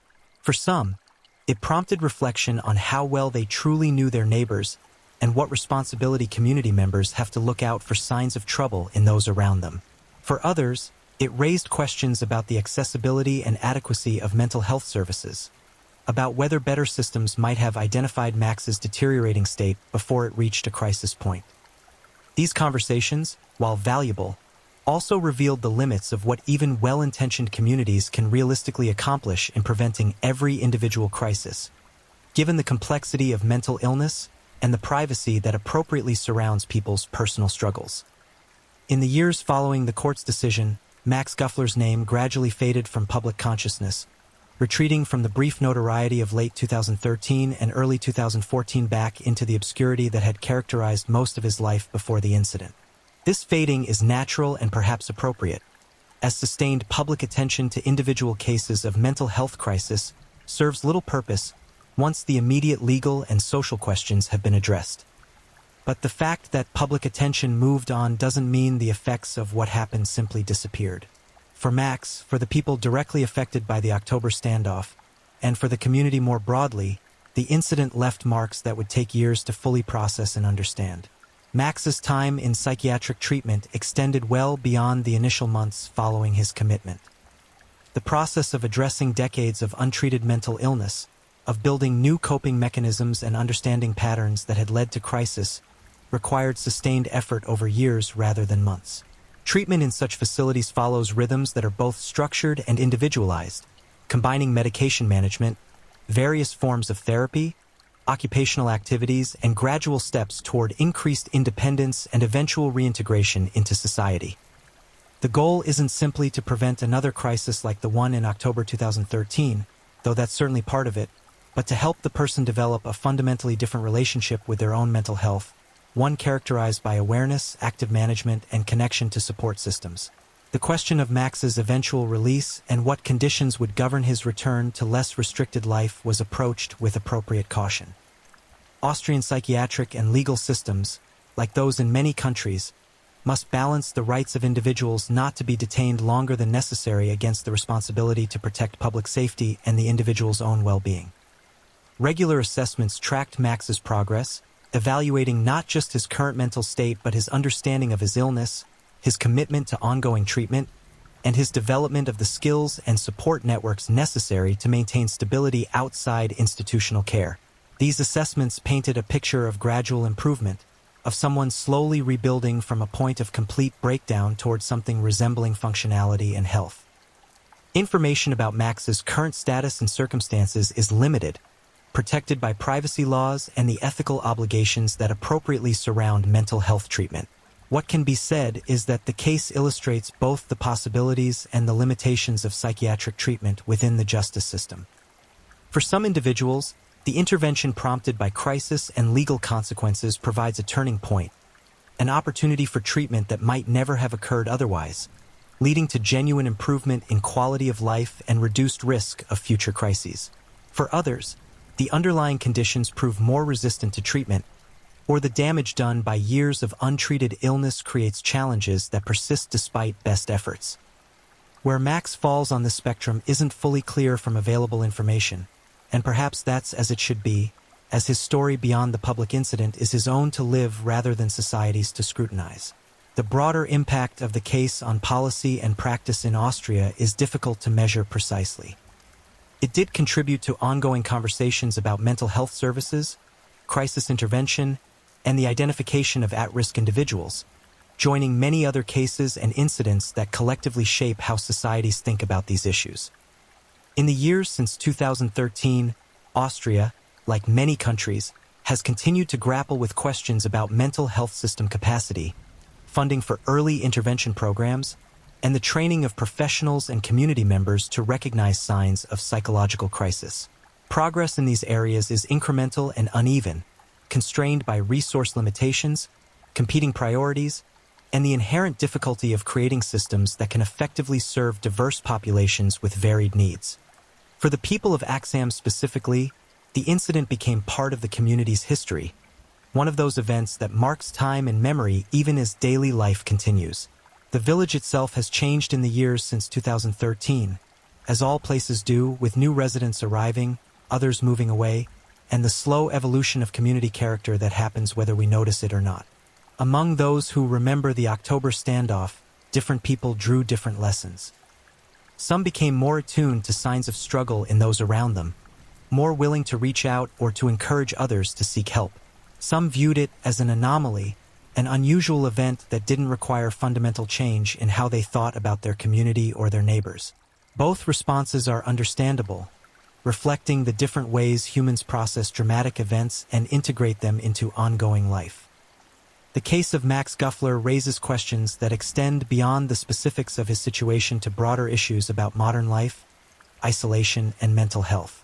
In an age of increasing awareness about psychological well-being, we simultaneously face conditions that seem to exacerbate mental health challenges. Economic instability, social fragmentation, the erosion of traditional community structures, and the paradox of being more connected through technology while feeling more isolated in meaningful human terms. How do we create systems and communities that catch people before they fall into crisis?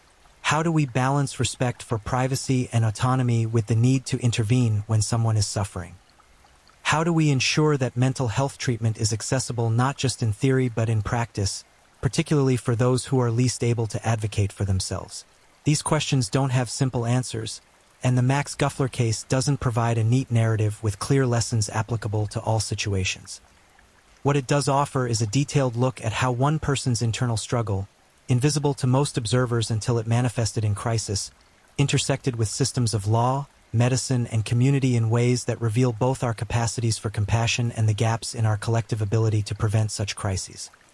It reminds us that behind statistics about mental health, behind policy debates and funding discussions, are individual human beings experiencing very real suffering, often in silence, often without the knowledge or resources to seek help before reaching a breaking point.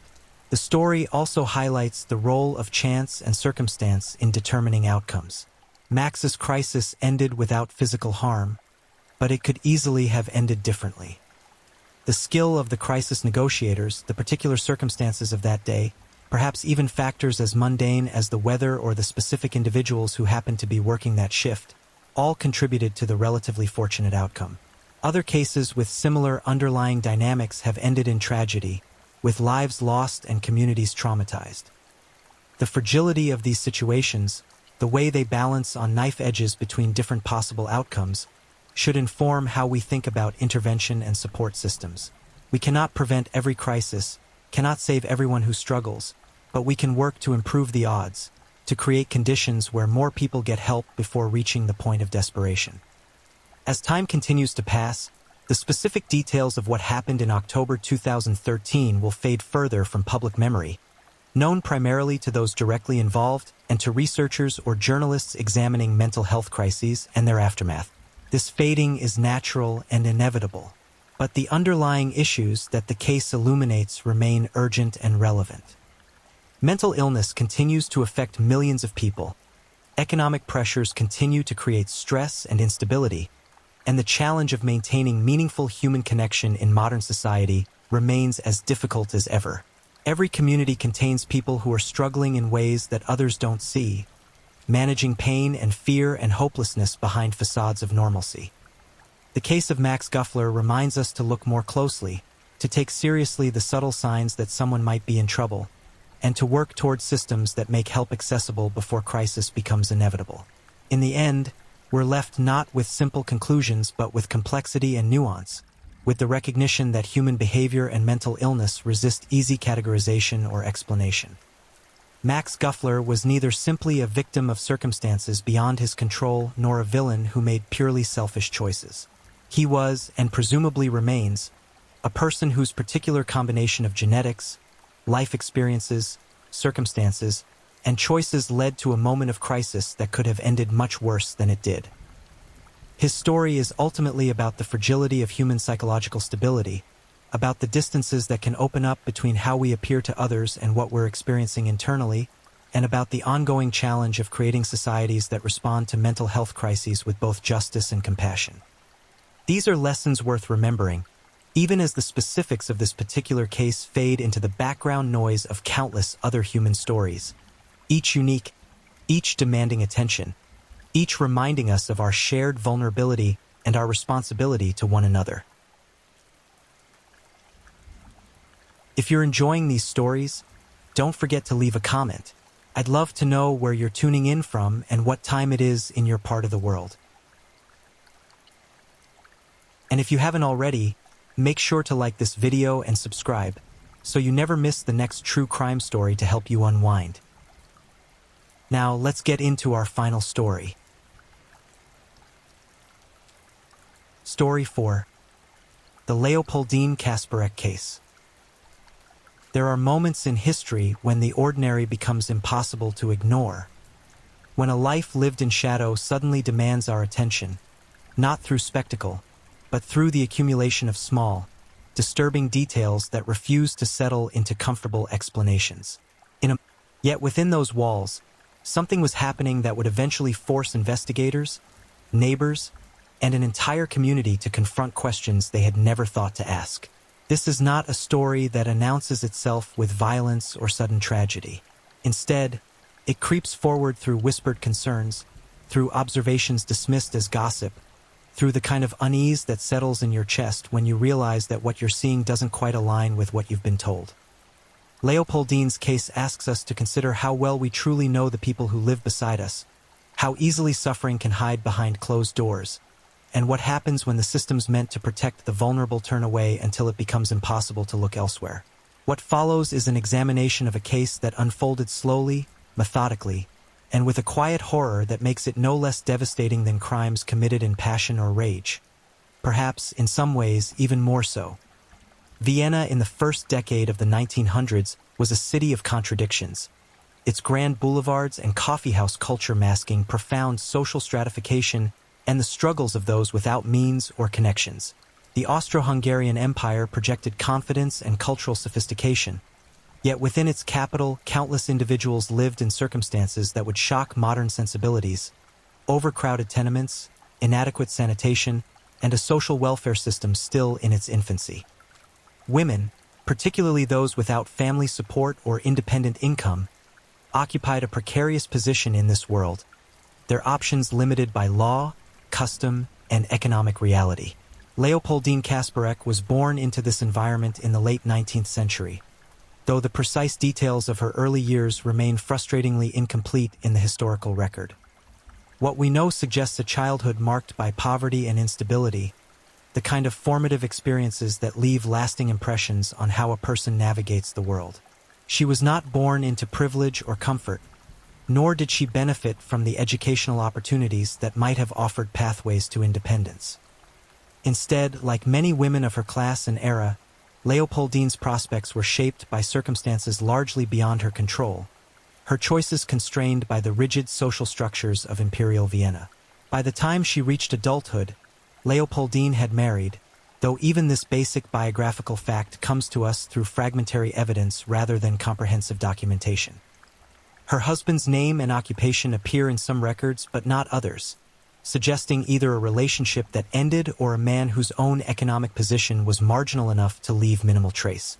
What becomes clear from the available evidence is that Leopoldine found herself, at some point before 1910, living alone in a small apartment in one of Vienna's working-class districts, supporting herself through means that would have been both exhausting and barely adequate.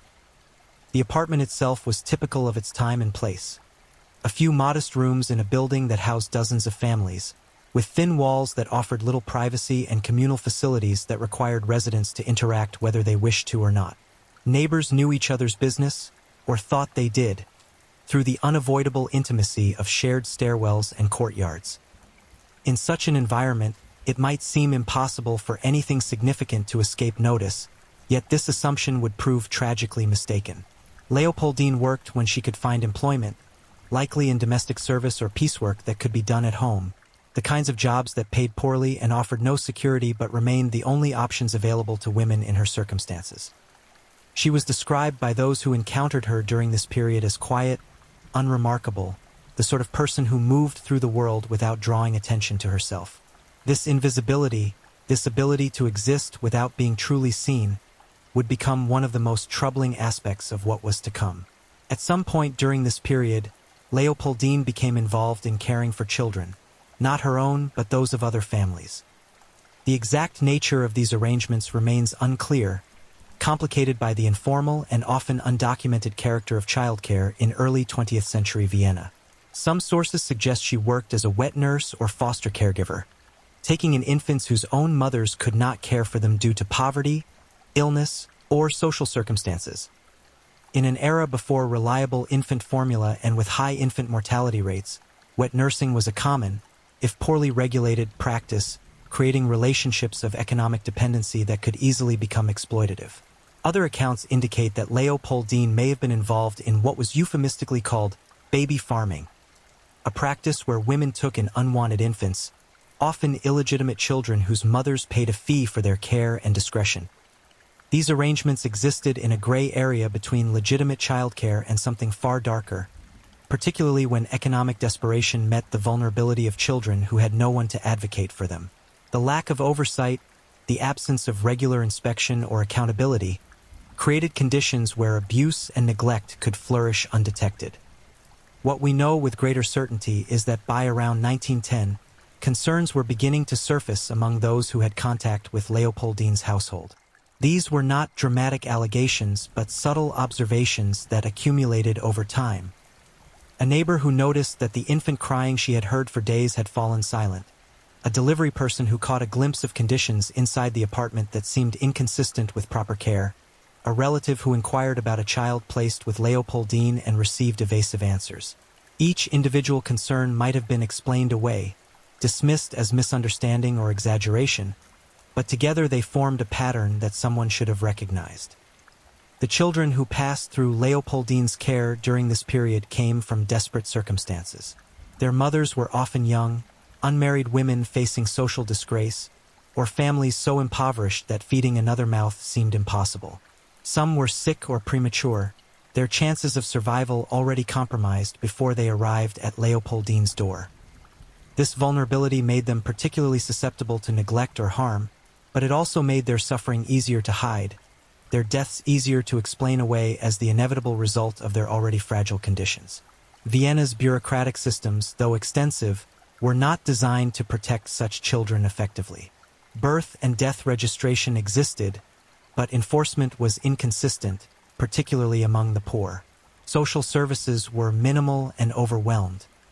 The assumption that women were naturally nurturing, that maternal instinct would ensure adequate care, meant that oversight of informal childcare arrangements was virtually non-existent.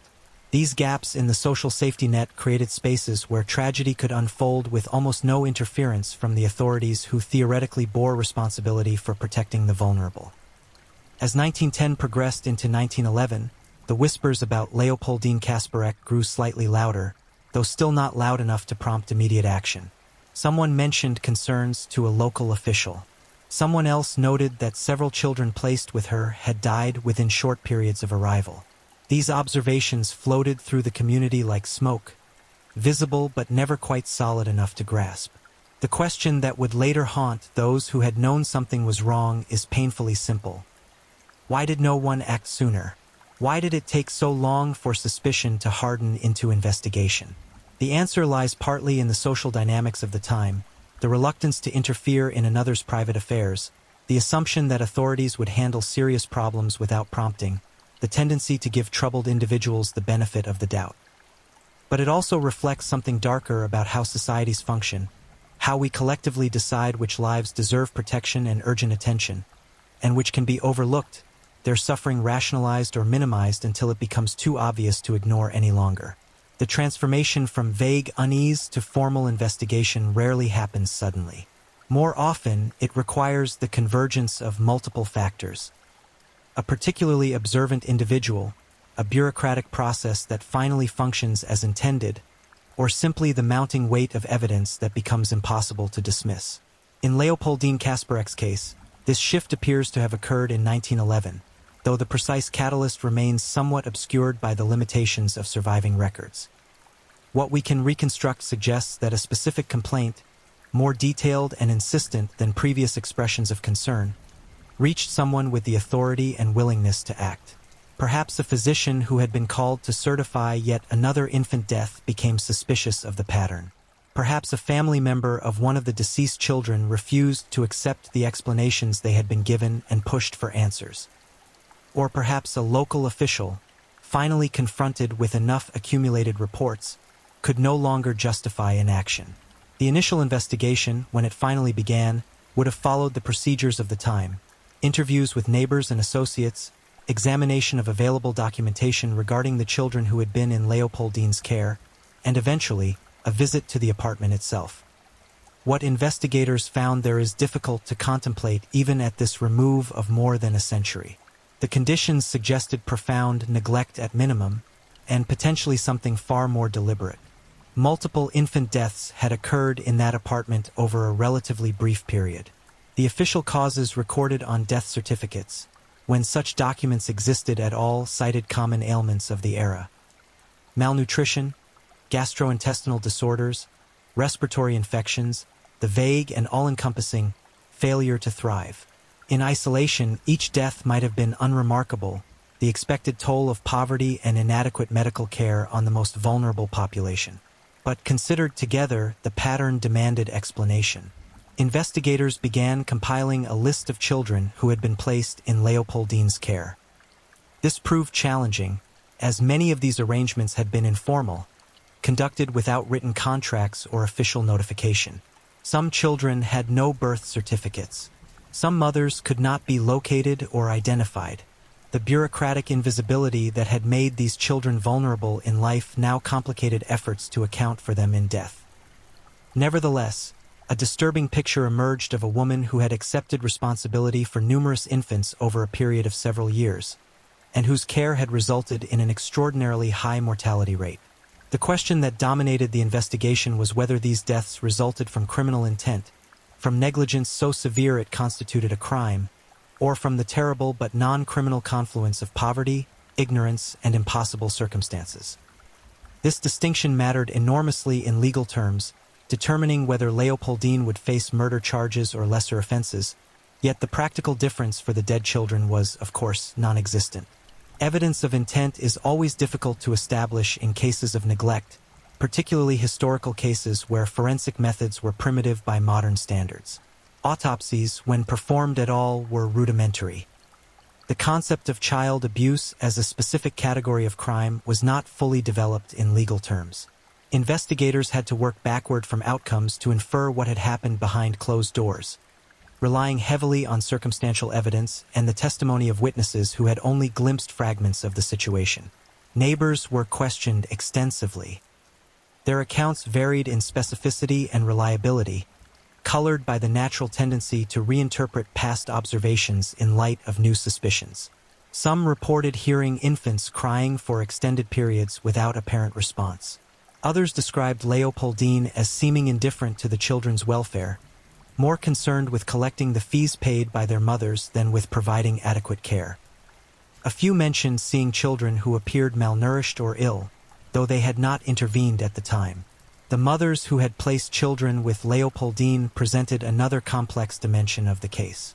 Many were reluctant witnesses, fearful of the social consequences of admitting they had given up their children or of the legal implications of their involvement in informal adoption arrangements that existed in legal gray areas.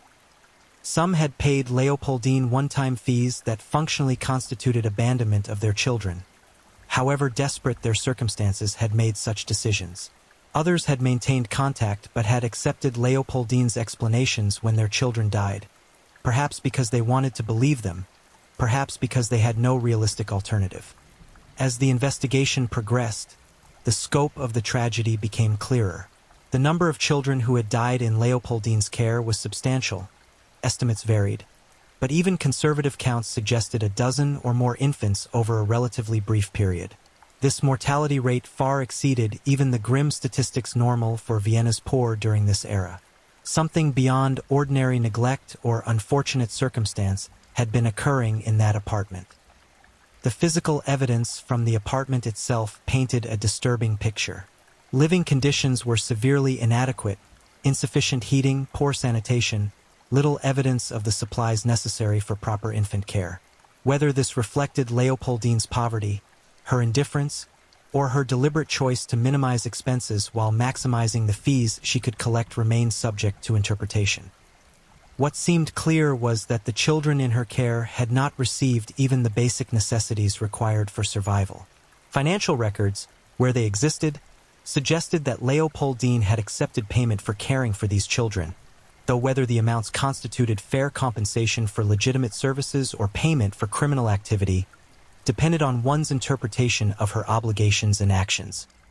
Some mothers had paid lump sums, apparently expecting that their children would be cared for indefinitely or placed for adoption. Others had made periodic payments, which may or may not have continued after their children's deaths. The records were incomplete and contradictory. The legal proceedings that followed the investigation's initial findings moved slowly, as such processes often did in the imperial bureaucracy. Leopoldine was taken into custody and formally charged, though the specific charges and their evolution over time reflect the prosecutorial challenges inherent in the case.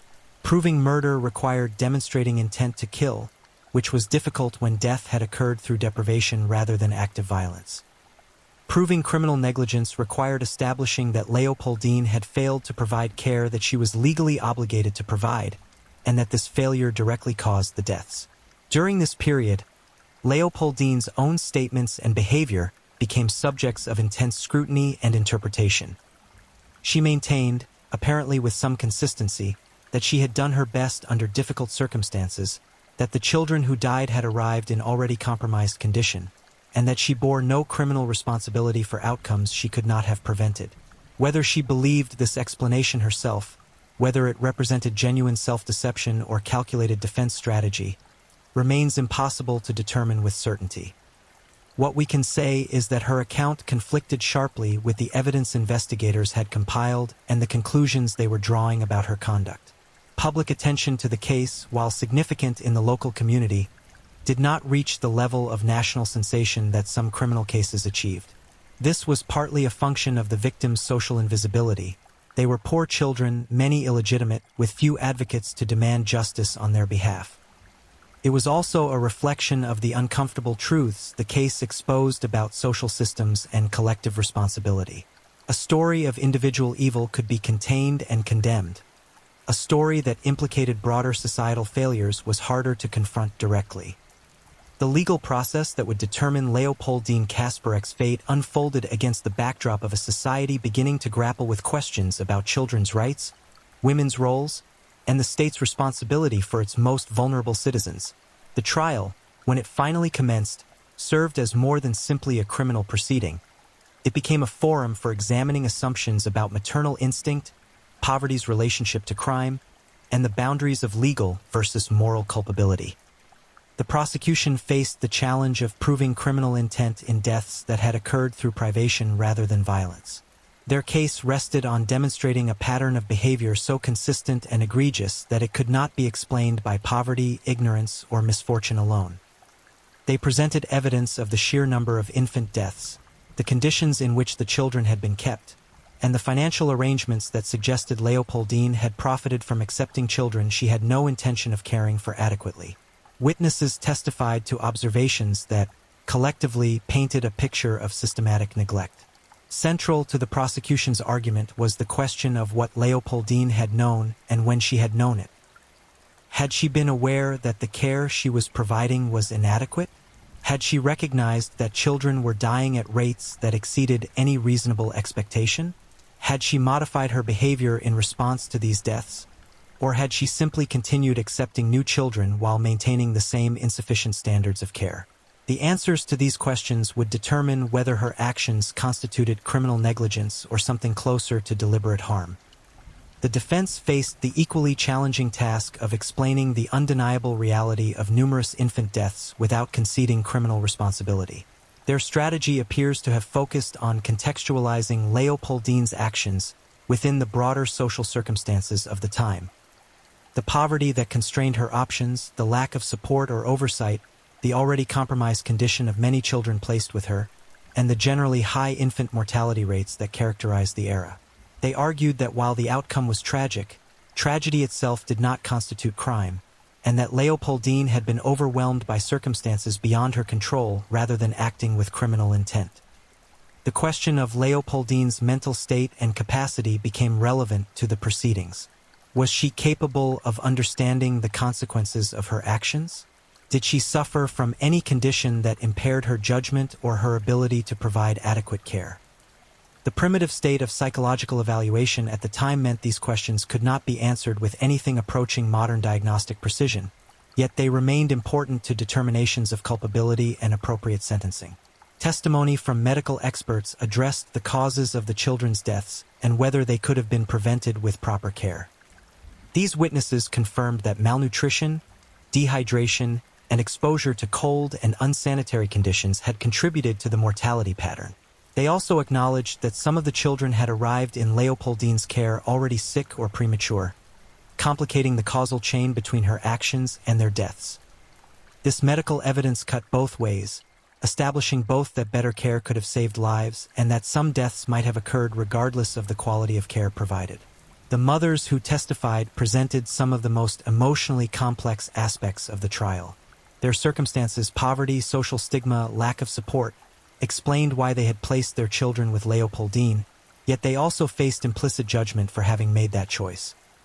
Some expressed grief and guilt over their children's deaths.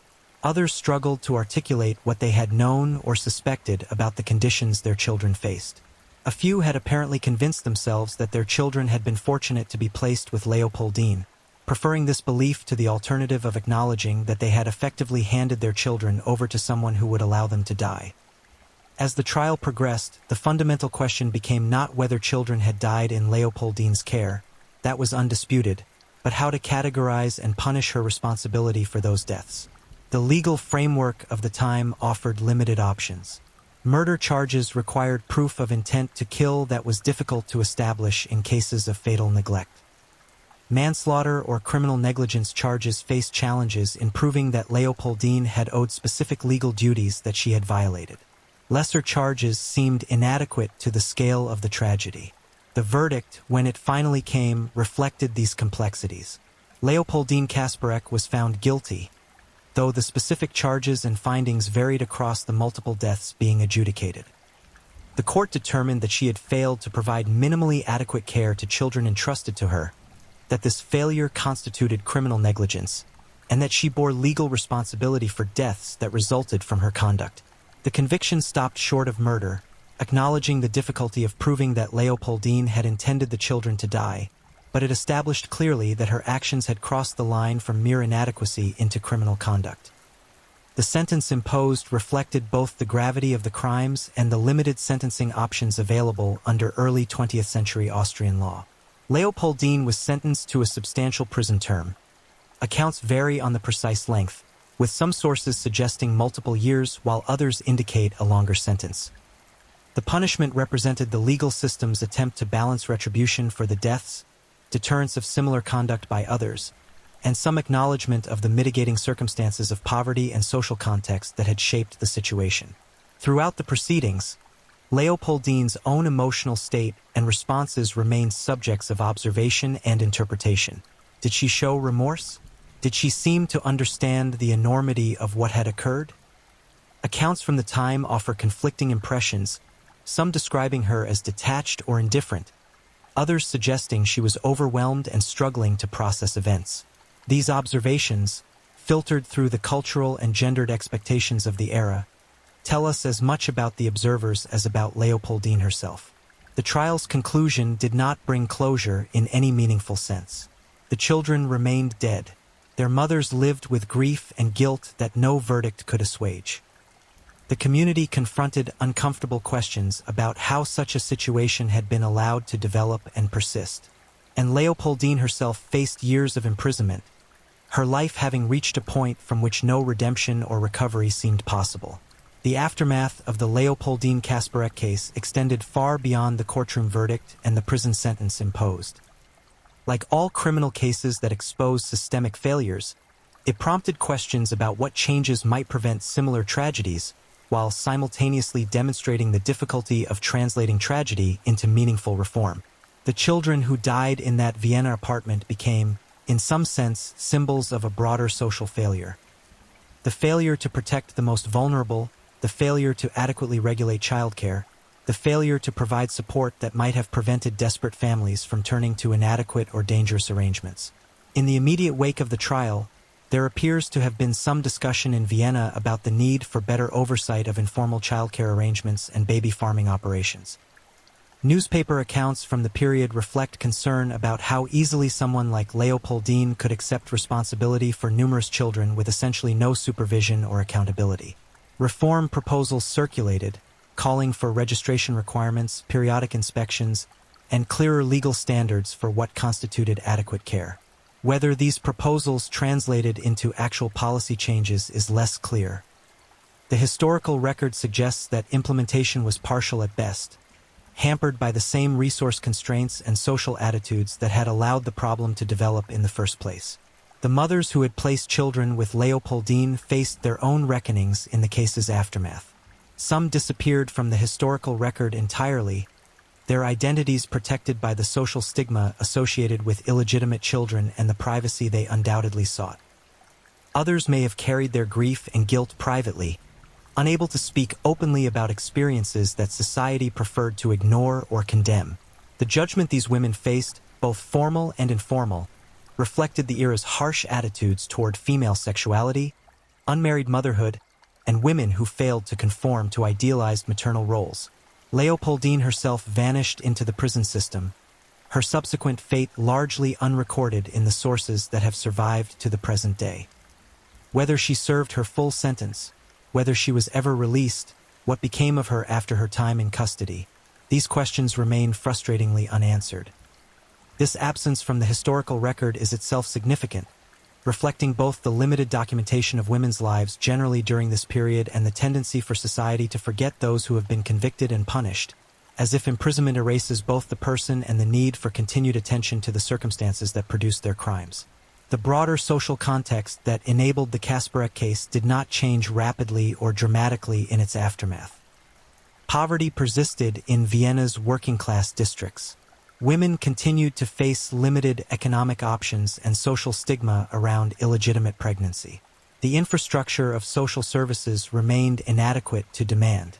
Informal childcare arrangements continued, driven by the same desperate circumstances that had led mothers to place their children with Leopoldine. In this sense, the case represented not an aberration that, once addressed, could be relegated to history, but rather an extreme manifestation of ongoing structural problems that would persist for decades. Comparing the Kasparek case to similar instances from the same era reveals patterns that transcended individual circumstances or locations. Throughout Europe and North America during the late 19th and early 20th centuries, baby farming scandals periodically emerged, each following a similar trajectory: informal childcare arrangements operating without oversight, accumulating deaths that eventually reached a threshold that prompted investigation, trials that exposed systemic failures while focusing punishment on individual perpetrators. These recurring patterns suggest that the Kasparek case, while unique in its specific details, was symptomatic of broader failures in how industrializing societies address childcare, women's economic vulnerability, and the protection of children. The question of Leopoldine's motivations remains, even now, subject to interpretation and debate among those who study such cases. Was she primarily driven by financial gain, accepting more children than she could adequately care for because the payments offered a needed income source? Did she lack the knowledge, capacity, or resources to provide adequate care despite, perhaps beginning with good intentions? Or did something darker drive her conduct? Indifference to suffering, inability to empathize with the helpless infants in her care, perhaps even some satisfaction in exercising power over the completely dependent. The evidence does not permit definitive answers, and the psychological frameworks that might help us understand her behavior were not available to investigators at the time. Modern perspectives on child protection and criminal justice would approach a case like Leopoldine Kasparek's very differently. Contemporary understanding of child abuse, mandatory reporting requirements, regulatory oversight of child care providers, and social services designed to support vulnerable families represent significant advances from the conditions that prevailed in 1911 Vienna. Yet even with these improvements, cases of fatal child neglect still occur, reminding us that systemic protections remain imperfect and that the dynamics of poverty, isolation, and inadequate oversight that enabled the Kasparek tragedy have not been entirely eliminated. The historical memory of the case itself has been uneven and fragmentary. Unlike some criminal cases from the period that became subjects of extensive documentation and continued study, The Kasparek case has remained relatively obscure, known primarily to specialists in Viennese criminal history or scholars studying child welfare issues from the era. This obscurity may reflect the uncomfortable nature of the case. The absence of a simple narrative of evil overcome, the implication of broader social responsibility, and the victims' social invisibility that made their deaths easy to overlook both at the time and in subsequent historical memory. For those who do study such cases, several lessons emerge that transcend the specific historical moment. First, the vulnerability of children who lack advocates or whose circumstances place them at the margins of social concern. Second, the critical importance of oversight and accountability in any system where adults exercise power over dependent children. Third, the ways that poverty and social stigma can create conditions where exploitation and harm flourish undetected. And fourth, the difficulty of achieving justice in cases where culpability is diffuse, where societal failures enabled individual wrongdoing, and where punishment of the immediate perpetrator does not address underlying conditions that may produce similar tragedies. The children who died in Leopoldine Kasparek's care left almost no individual trace in the historical record. We do not know most of their names. We do not know their specific stories or the particular hopes their mothers might have had for them. We do not know what they might have become had they survived. This absence is itself tragic, a reminder of how easily lives can be erased when they are not valued or protected by the societies into which they are born. They exist now primarily as numbers in case files, as evidence in legal proceedings, as symbols of systemic failure rather than as individuals with their own significance. The case raises questions that remain relevant more than a century later about collective responsibility and individual culpability, about how societies should respond when institutional failures enable individual wrongdoing, and about the limits of criminal justice systems in addressing tragedies rooted in social conditions. It challenges us to consider which lives we value, which suffering we notice, and what we owe to those who cannot protect themselves. These are not comfortable questions, and they do not admit of easy answers, but they are questions that each generation must confront anew. As we conclude this examination of the Leopoldine Kasparek case, we are left with a sense of tragedy that extends beyond the immediate facts of infant deaths and criminal conviction. The tragedy encompasses the mothers who felt they had no choice but to give up their children, the community that failed to intervene until too late, the systems that proved inadequate to their protective purposes, and yes, even Leopoldine herself, whose life trajectory from whatever beginnings she had to the circumstances that led her to accept care of children she would allow to die represents its own kind of human failure and waste. The case does not offer resolution or redemption, only the sobering reminder of how much harm can occur when vulnerability meets indifference, when social systems fail their fundamental purposes, and when we collectively choose not to see what is happening in the shadows of our communities until the evidence becomes impossible to ignore. Thank you for watching and being part of this dive into the dark and fascinating stories that keep us all on edge.